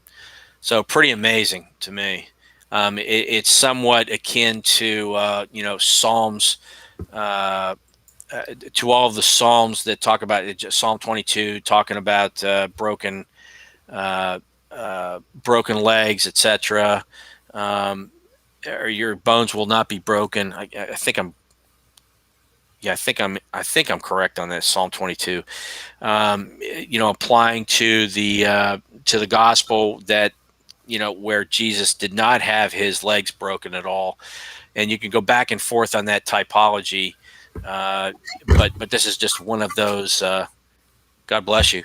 One of those pieces of information again that you can put into that, and it's a secular writing. It's not considered. They didn't even the Essenes didn't even consider that to be part of the canon as we describe canon. So. And talking about the Dead Sea Scrolls, one thing interesting. First, we've established with carbon-14 dating, it's ancient origin. Nobel Right. Prize winner named Libby, who pioneered carbon-14 dating, experimented with the Dead Sea Scrolls. And so these passages then in the Old Testament have been established to be before Christ, and also especially before our time. But there's the general prophecy. Collectively, the Old Testament is talking about a Messiah who will teach the world, teach the Gentiles about the God of Abraham, Isaac, and Jacob. And Michael Brown made the point. He said, can you name one Jew that has taught the world more about the God of Abraham, Isaac, and Jacob, about the Old Testament than Jesus and his followers? Yeah. And I'm just like, yeah, that is the Jewish Messiah that was prophesied. And then Gamaliel in Acts said, if this is of God, it's not going to be stopped. And look what happened. You have the Christianity that acknowledges Jesus Christ, huge part of the population. And then even the Muslims, and I saw this testimony, they all believe Jesus ascended to be with the Father. So you have a very large population of the world that acknowledges the existence of Jesus. How is that that's not one a of the miracle? contradictions that Islam makes about Jesus. They didn't believe Yeah. he was. They didn't believe he was a son of God. They just thought he was a nice prophet. But there are so many contradictions in the Quran. We can go there, but my some other time. But my point is what's the chance that a carpenter from an obscure village with no military or royal credentials, he would have had this impact unless God was with it? Not to mention, it was prophesied in the Old Testament and in those Dead Sea Scrolls. To me, that's way beyond coincidence. This is an act of divine power. Yeah, and it's amazing. Time after time after time, it was pointed out to the Pharisees that this was all in the ancient scriptures. Acts 7, Stephen gets up and makes a bold defense of himself by basically telling the Pharisees, "You guys, you may be able to recite your ancient scriptures, but you don't even acknowledge what they say in them, because here's the evidence that this guy is the Son of God." And Paul goes on to talk about that in his defense before. Oh, geez, where is it in Acts? My mind's blanking, but it was later on in Acts when he was making a. It was when he was outside on the steps before the Roman centurions arrested him for his own good, for his own safety, and took him away because he was stirring up people outside the temple after he'd done his purification when he had come back to make his, I believe it was his third trip to Jerusalem. And James had asked him, "Hey, go and do the purifying ritual, come out." And there were Jews who saw him go in and they say he was defiling the temple. And then he came back out and was giving his defense there and saying, "Hey, look, read the scriptures, you bunch of knuckleheads. Here's the deal. I studied at the feet of Gamaliel. I'm one of you. But here's what the scriptures say. And here's what they've always said. And you still won't believe." It's like dealing with Matt Dillahunty or some of these other guys. How much more proof do you need? Well, that's not evidence. Okay, well, okay.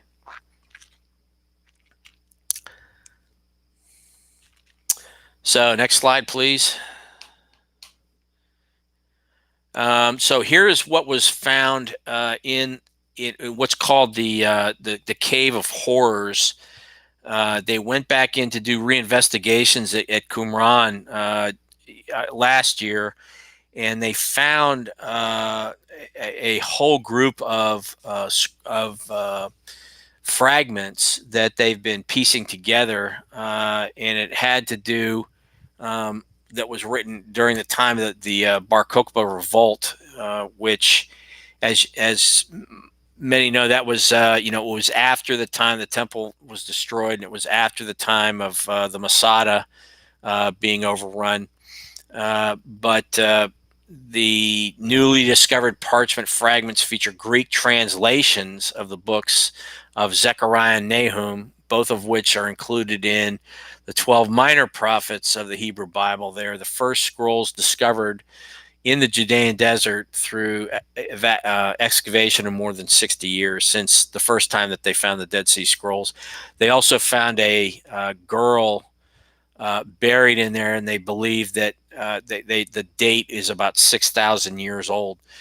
They also found a basket that was perfectly preserved, which was just incredible, but it gives some more credence to a young Earth, is what a lot of people are saying. But anyway, so they are going through those right now, still those pieces of fragments. But they hold a lot more clues of what happened during that time. So next slide, please.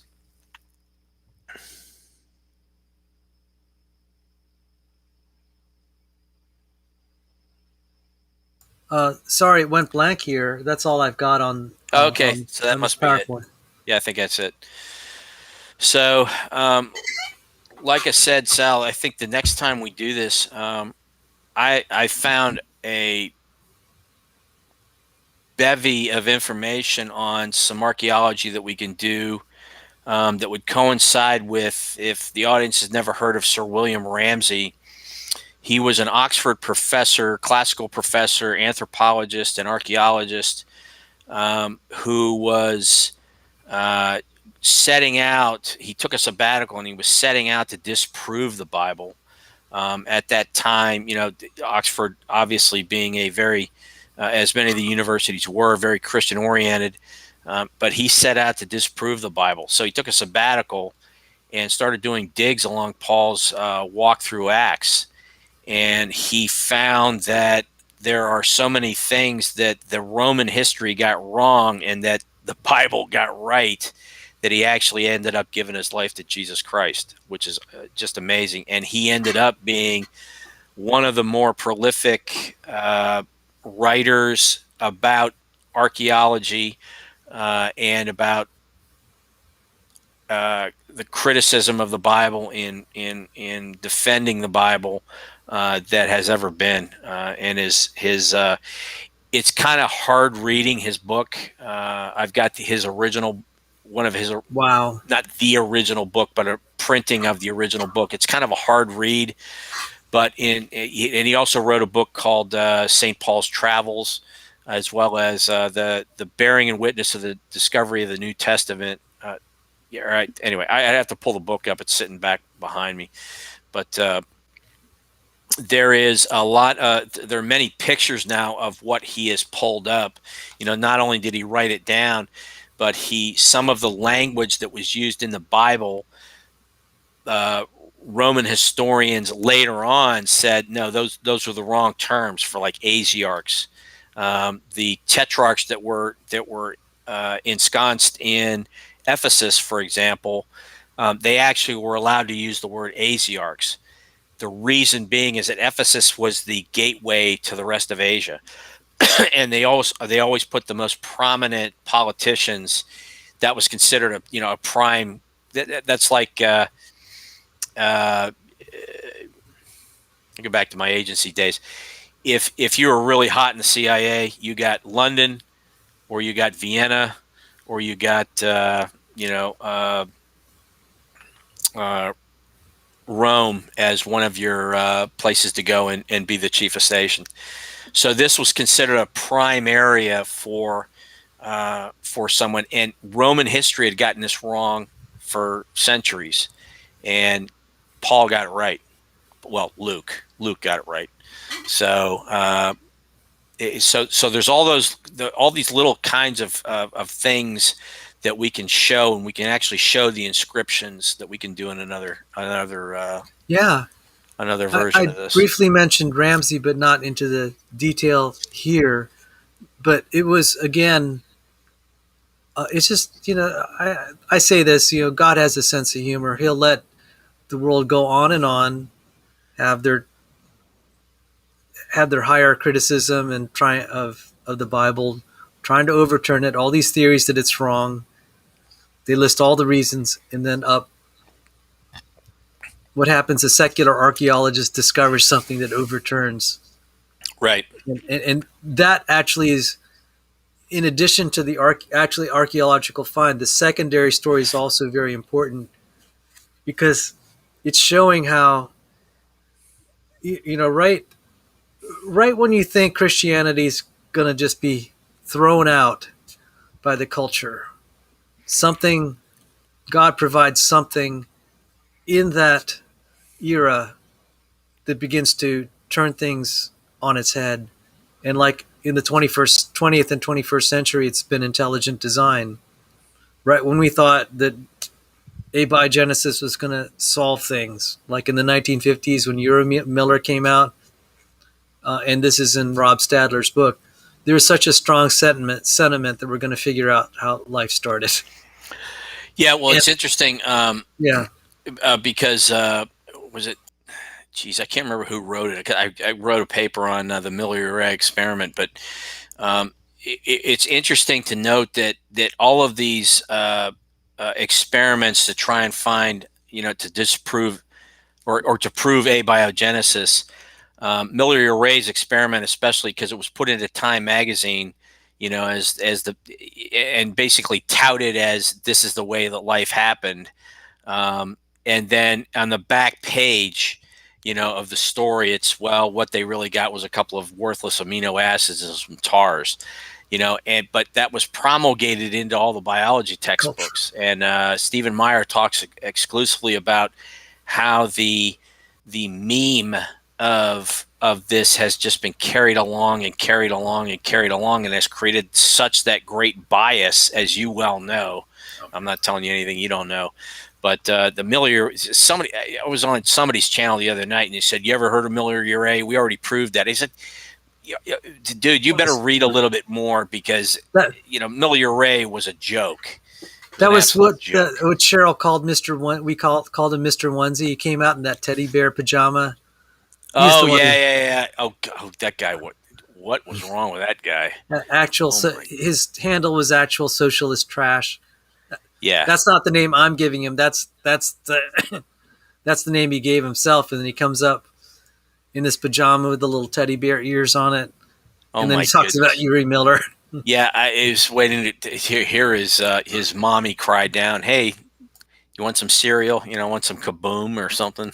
It's like, oh my God. So this is what is just.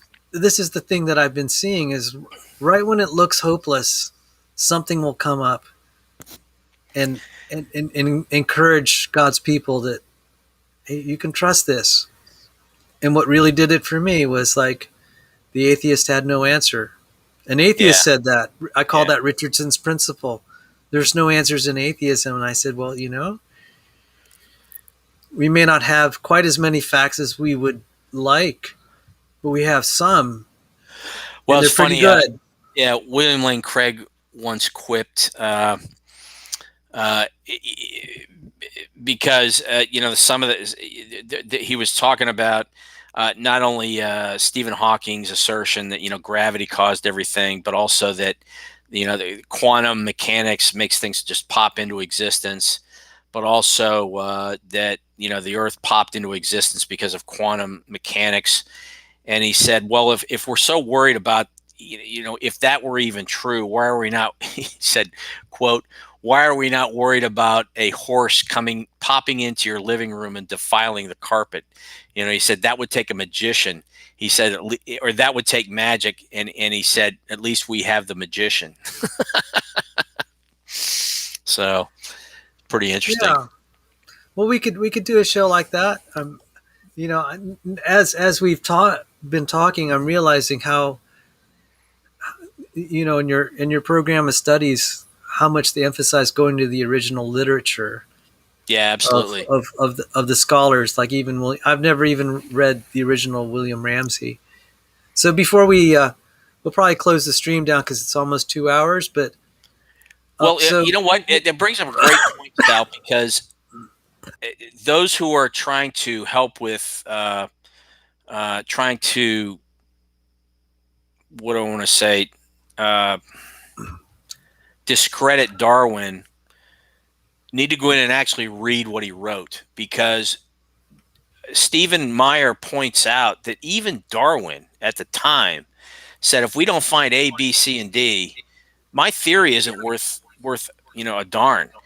And his colleague at the time, right when Darwin wrote his work, Louis Agassiz, said, your entire tome is baloney. At every point that you're supposed to have something coming out from a branch in your supposed tree of life, there's nothing there. There's no transitional fossils. And even Darwin said that if we don't find any transitional fossils pointing to the Cambrian explosion, the whole theory falls apart. But these guys just keep holding on to it. And why do they hold on to it? Because they don't want there to be a God, period.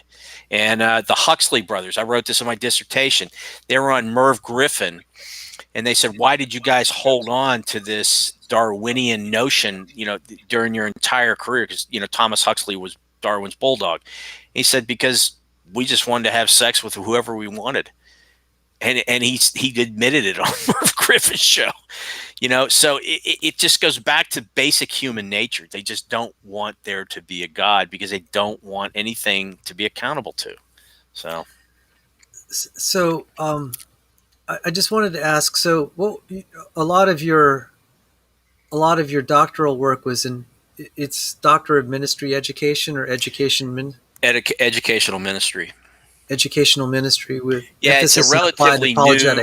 It's a relatively new professional degree where a lot of guys, you're going to do the PhD, which is all research oriented. You're actually adding to the body of knowledge, whereas the Doctor of Ministry is gaining enough knowledge, perhaps going into a specialty when you're writing your dissertation. But the Doctor of Educational Ministry, we actually had to do quantitative, qualitative analysis, survey preparation, foundations of education, how you actually teach, what you're going to teach, philosophy of education, etc. So I had to take an extra, what was it? 12 credits from a D Min to a D Admin. So the D Admin is relatively new. Okay. So, yeah, I was just trying to get a feel for what other, if you want to talk about education, that's great too. And because the educational industry, both in the church and especially outside the churches, it has its challenges. Yeah. If you want to read a really good book on, let me see if I have it over here, on education. Geez, do I have it over here? Oh, goodness. Thought I had it over here. My apologies. It's philosophy of education. Oh, man. I thought I had it sitting right here. Oh, well, I guess I don't. Well, the point is that I was looking at other topics. Yeah. Oh, great.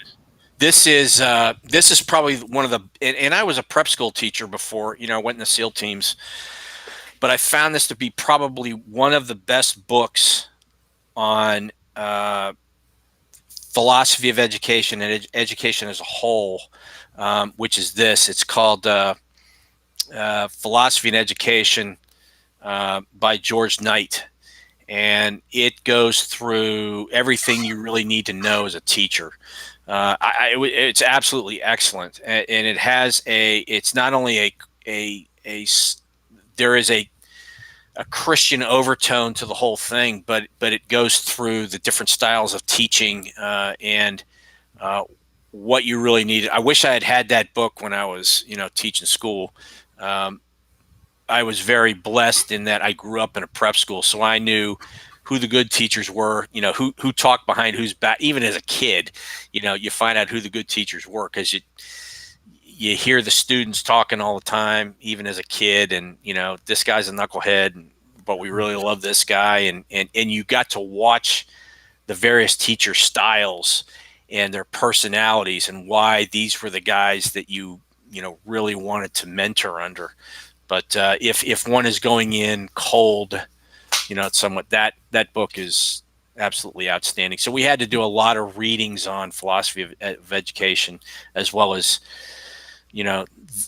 which you probably would have found easy, but quantitative and qualitative analysis, man, that almost killed me. well, one reason I brought this topic up as we're closing the stream was that I knew you had, because it was Doctor of Educational Ministries with emphasis in applied apologetics. Right.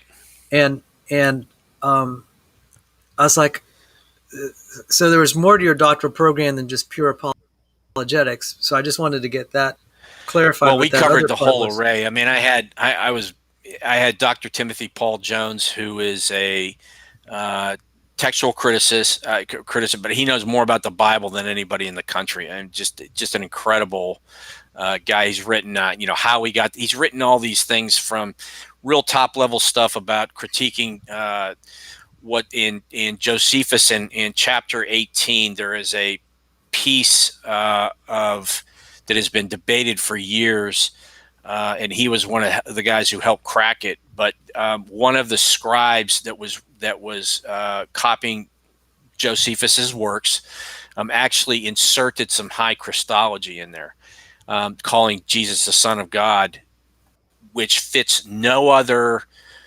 linguistic genre in all of Josephus. So it sticks. To summarize it, they went through a lot of arguments, but they came up and said, yeah, this was stuck in by some scribe. This wasn't Josephus talking.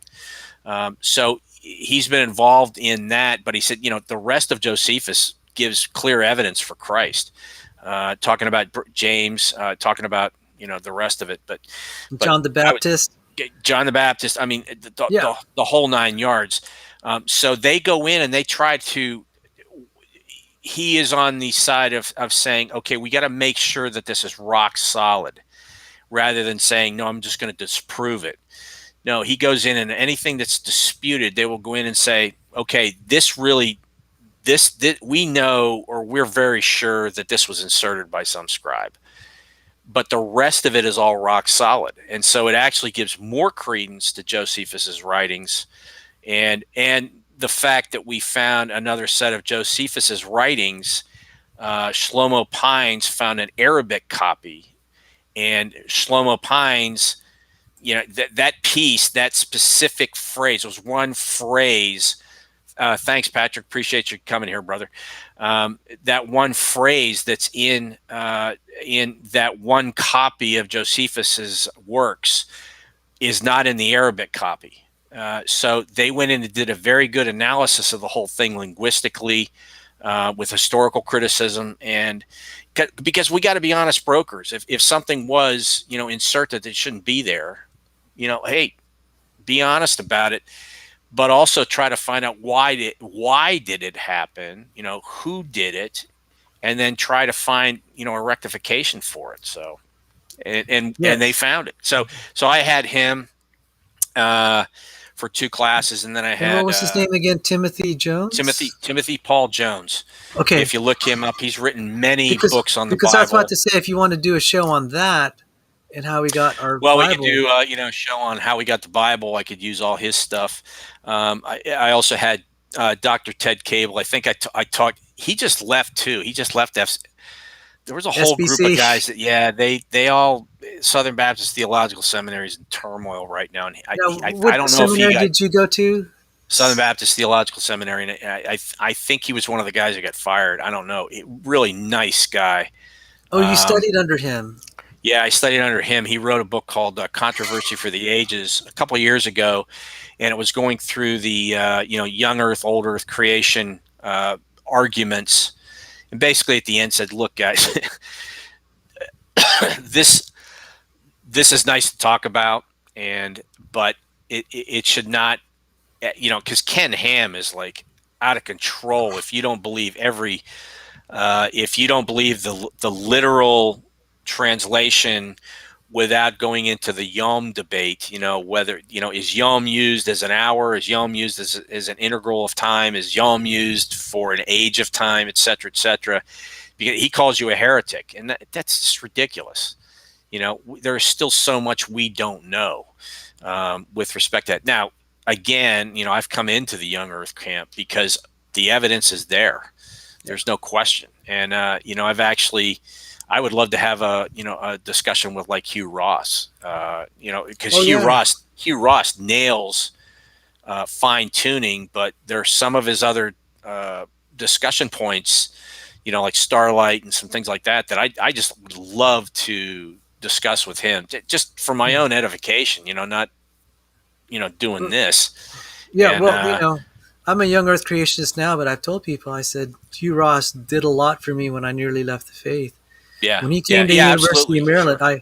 I went up and thanked him, and I went up and thanked Hugh Ross personally. I said, "Thank you. Your organization helped me through a pretty dark time." Yeah.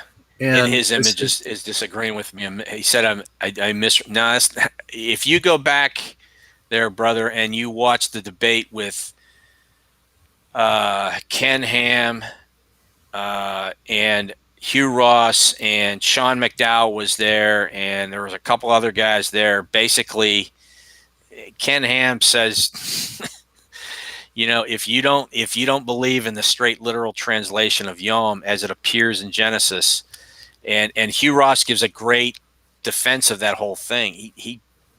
He's not a happy camper with you. Let's put it that way. And I got a lot of time for Ken Ham. Don't get me wrong. But that's one thing that we should not be, as born-again Christians, saying you're not born again if you don't believe this. Well, look, dude, it's all about fruit, not leaves. So, and Ken Ham, he didn't help me with my faith. When he was showing up at the International Conference of Creationism, I didn't go to his talk. I defend Ken Ham against knuckleheads like Bill Nye, the non-science guy. Yeah, I mean, that guy's a clown. So, but we could. I wanted to say, so we could do one on Timothy Paul Jones and well, I anything. was thinking I the don't know next one any. we'll do is, we'll do Paul's the archaeological evidence in Acts, and then Yeah, maybe dive into some textual criticism. Maybe bring up that one piece in Josephus in chapter 18. So, which was because I wrote back that when he said that, because it was when we were doing online stuff, and he said that this has been disputed, and so we had emails back and forth, and I pulled up all the references and I read them, and I said, so I like 2 lines. I said, so you discount this because of this, and this, and he goes, spot on. See ya. So he made me go and research the whole thing, which was awesome, but because I needed to do it. So, and there was one other thing. Oh, yeah. Now I remember. Did you do any stuff with presuppositional philosophy? Because like Nietzsche, because I'm now starting to go into like absolutely, yeah. Yeah, we See, were that talking would to be Danny great. about that. I think we were talking to Danny about that one night about Nietzsche. Nietzsche went to seminary, and as did Stalin, and some other uh, philosophers. I still think that there's something about Nietzsche I can't put my finger on. I mean, the guy was nuts for the rest. For 10 years he was nuts, and living in his he was cloistered away for 10 years, going crazy. And I think it was because he was so much wrestling when he said God is dead. I don't think he meant it in a literal sense. I think he meant it within the bounds of God is going to take his hand off of us, and it's going to be very soon.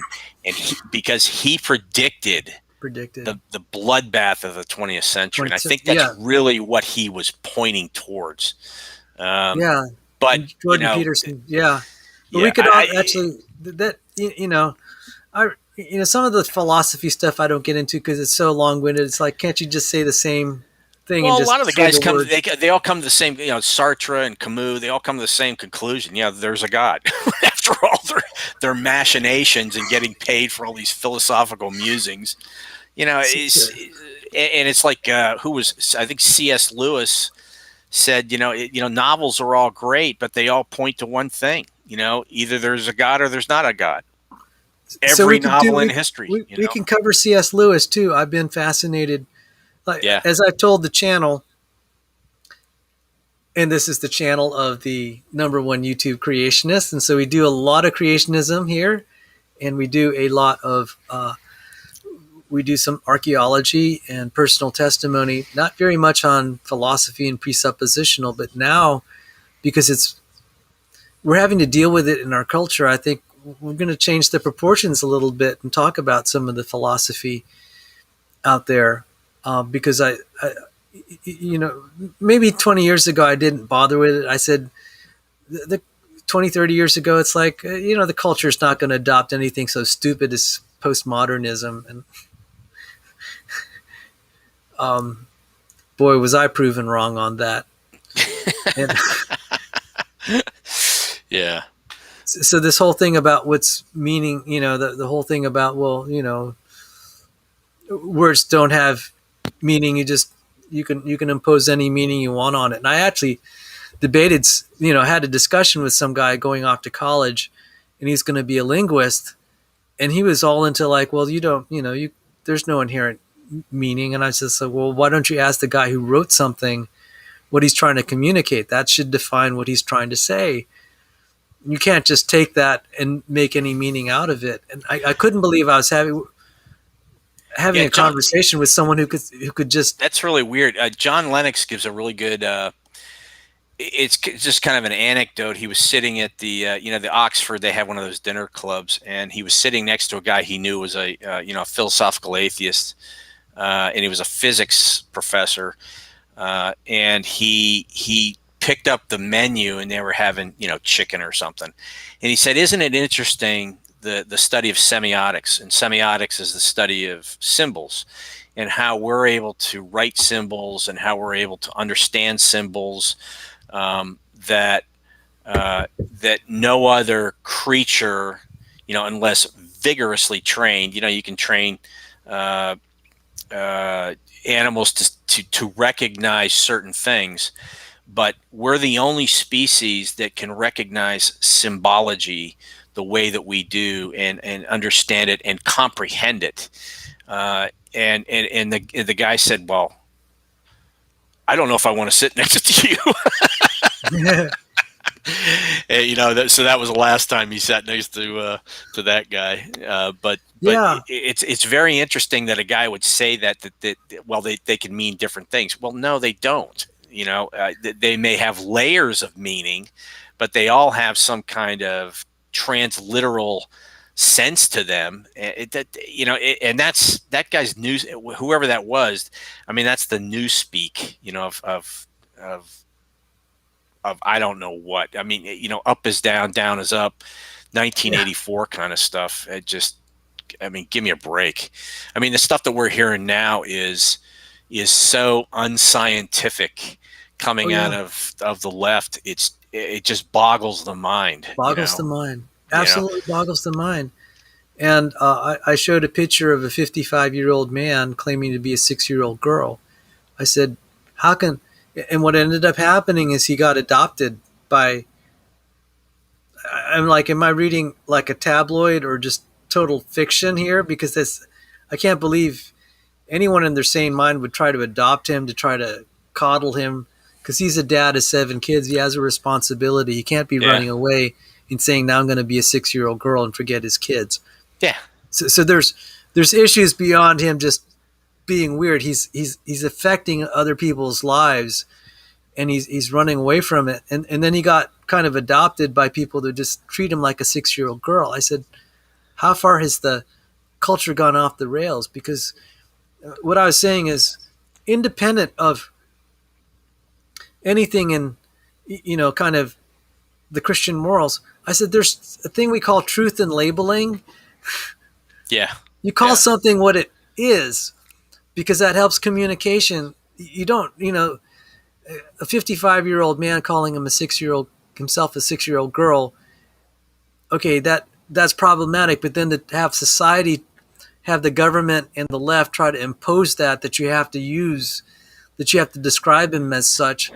Yeah, and that was Jordan Peterson's whole argument is on that. Was the bill was called C-10 in the Canadian Parliament, that was forcing people to use the pronouns.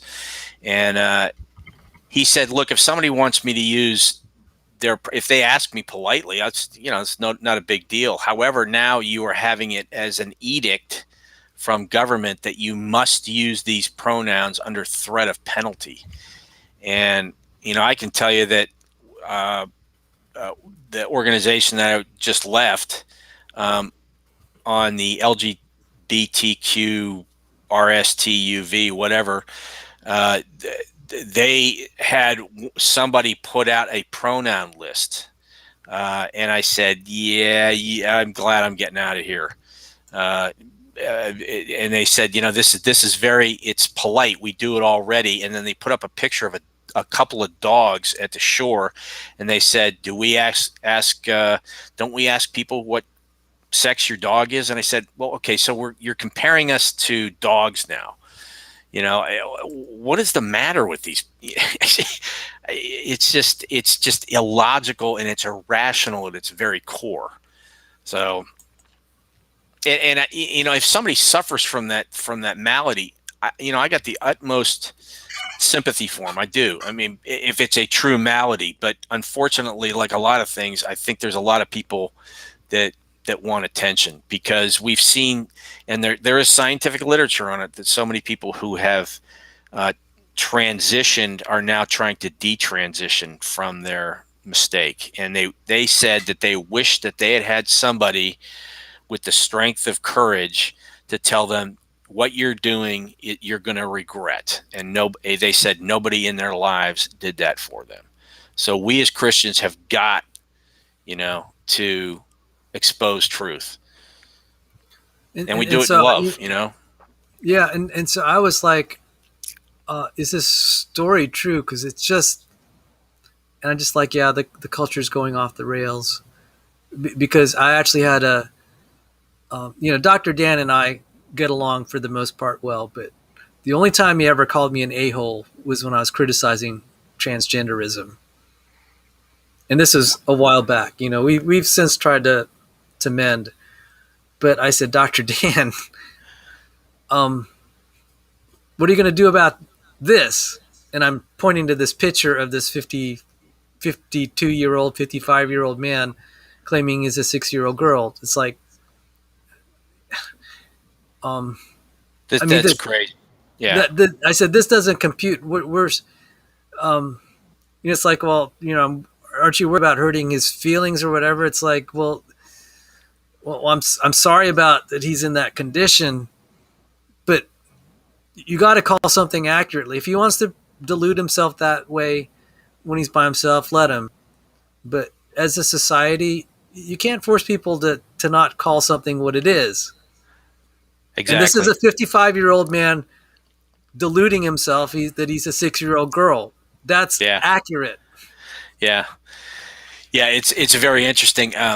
Did you get to watch any of the melee that was at the Loudoun County school board the other night? Oh, goodness. Well, thank you for sending me that. So you can see we have a lot we could talk about. I just wanted to kind of queue up what we could share for our channel. Yeah. Is with it. So I'll cover like a lot of the science stuff. You can help. We can have discussions about Well, it was interesting because we were outside. My wife and I just went outside to see the Fairfax County and Loudoun County Republicans outside, and there were 500 of us out there. And what's interesting is the pro-transgender people were maybe 20 people, but they were very, very good at optics. What they did was they lined the entire driveway with trans flags. So if you drove in as a reporter, you would think there's 1,000 pro-trans gender people voting for this policy in Loudoun County. But it was State Senator Dan Dick Black who gave that speech at the end, who basically just laid it on the line and called these guys a bunch of cultural Marxists, and it was hilarious. That's why they cut off the mics and stopped public debate. But yeah, and Patrick Alexander. Yeah, go. I'm sorry. Go ahead, Sandy. Yeah, and as Tucker Carlson rightly pointed out, Loudoun County, in military terms, this is now the center of gravity for the country. These guys lose in Loudoun County. God bless us, because the rest of the country and the problem is the dynamics in Loudoun County are so interesting, because Loudoun County was solidly red Republican until 3 years ago, when all of this money came flowing in from Silicon Valley, and people were moving here.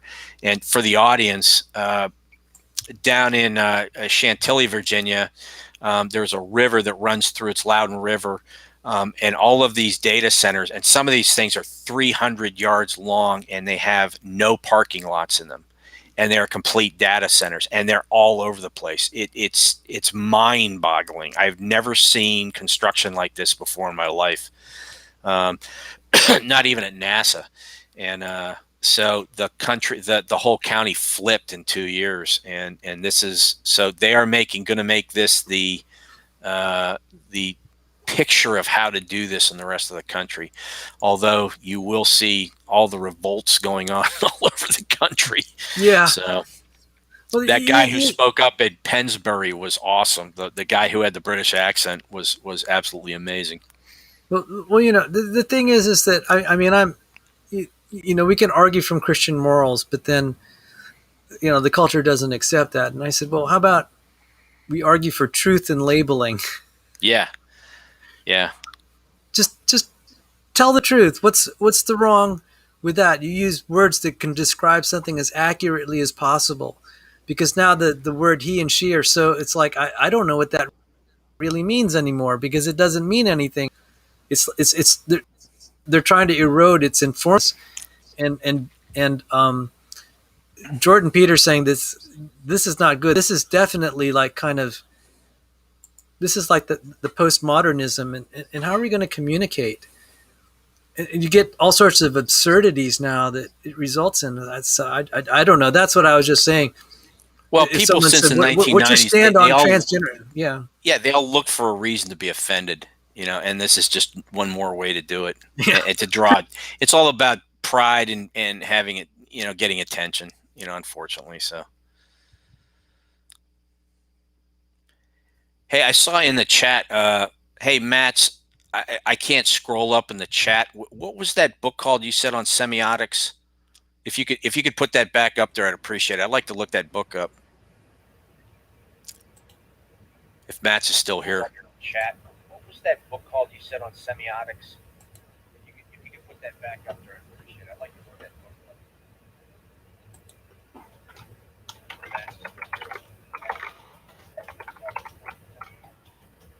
Thank you, sir. Walker Percy's Lost in the Cosmos. I got to look that one up. Thank you, sir. I appreciate it.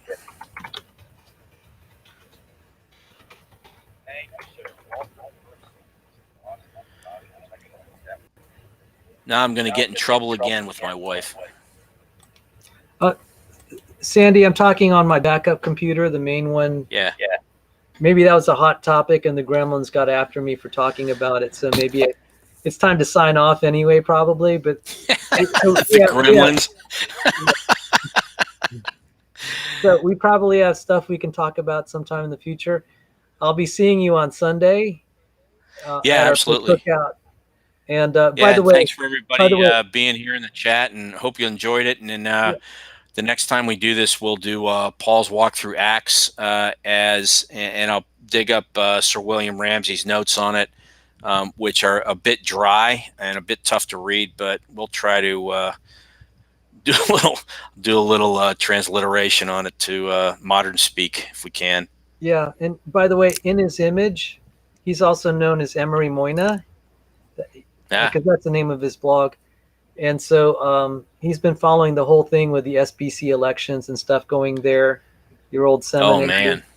And if anybody wants to know what's going on with the Southern Baptist Convention, all you got to do is pull up a YouTube video called Enemies in the Church. And it's the title of their investigation is called First Baptist Church of Naples. And that it lays everything out, money lines, where these pastors are coming from, why they're spreading critical race theory, et cetera, et cetera, et cetera. Well, I'd like to thank everyone. I will shut the stream down if that's okay with you, Sandy. And I want to just thank everyone for coming out. So, Sandy, I'll give you the last word and thank you for your time and your presentation. Thanks to everyone watching today. And in the side chat. Yeah, absolutely. God bless everybody, and thanks for coming out. And please hit that like button for Sal. He's working hard for you. All righty. Till we meet again, everybody. Take care. God bless. And see you Sunday, Sal. Yep. See you Sunday. Okay. God bless.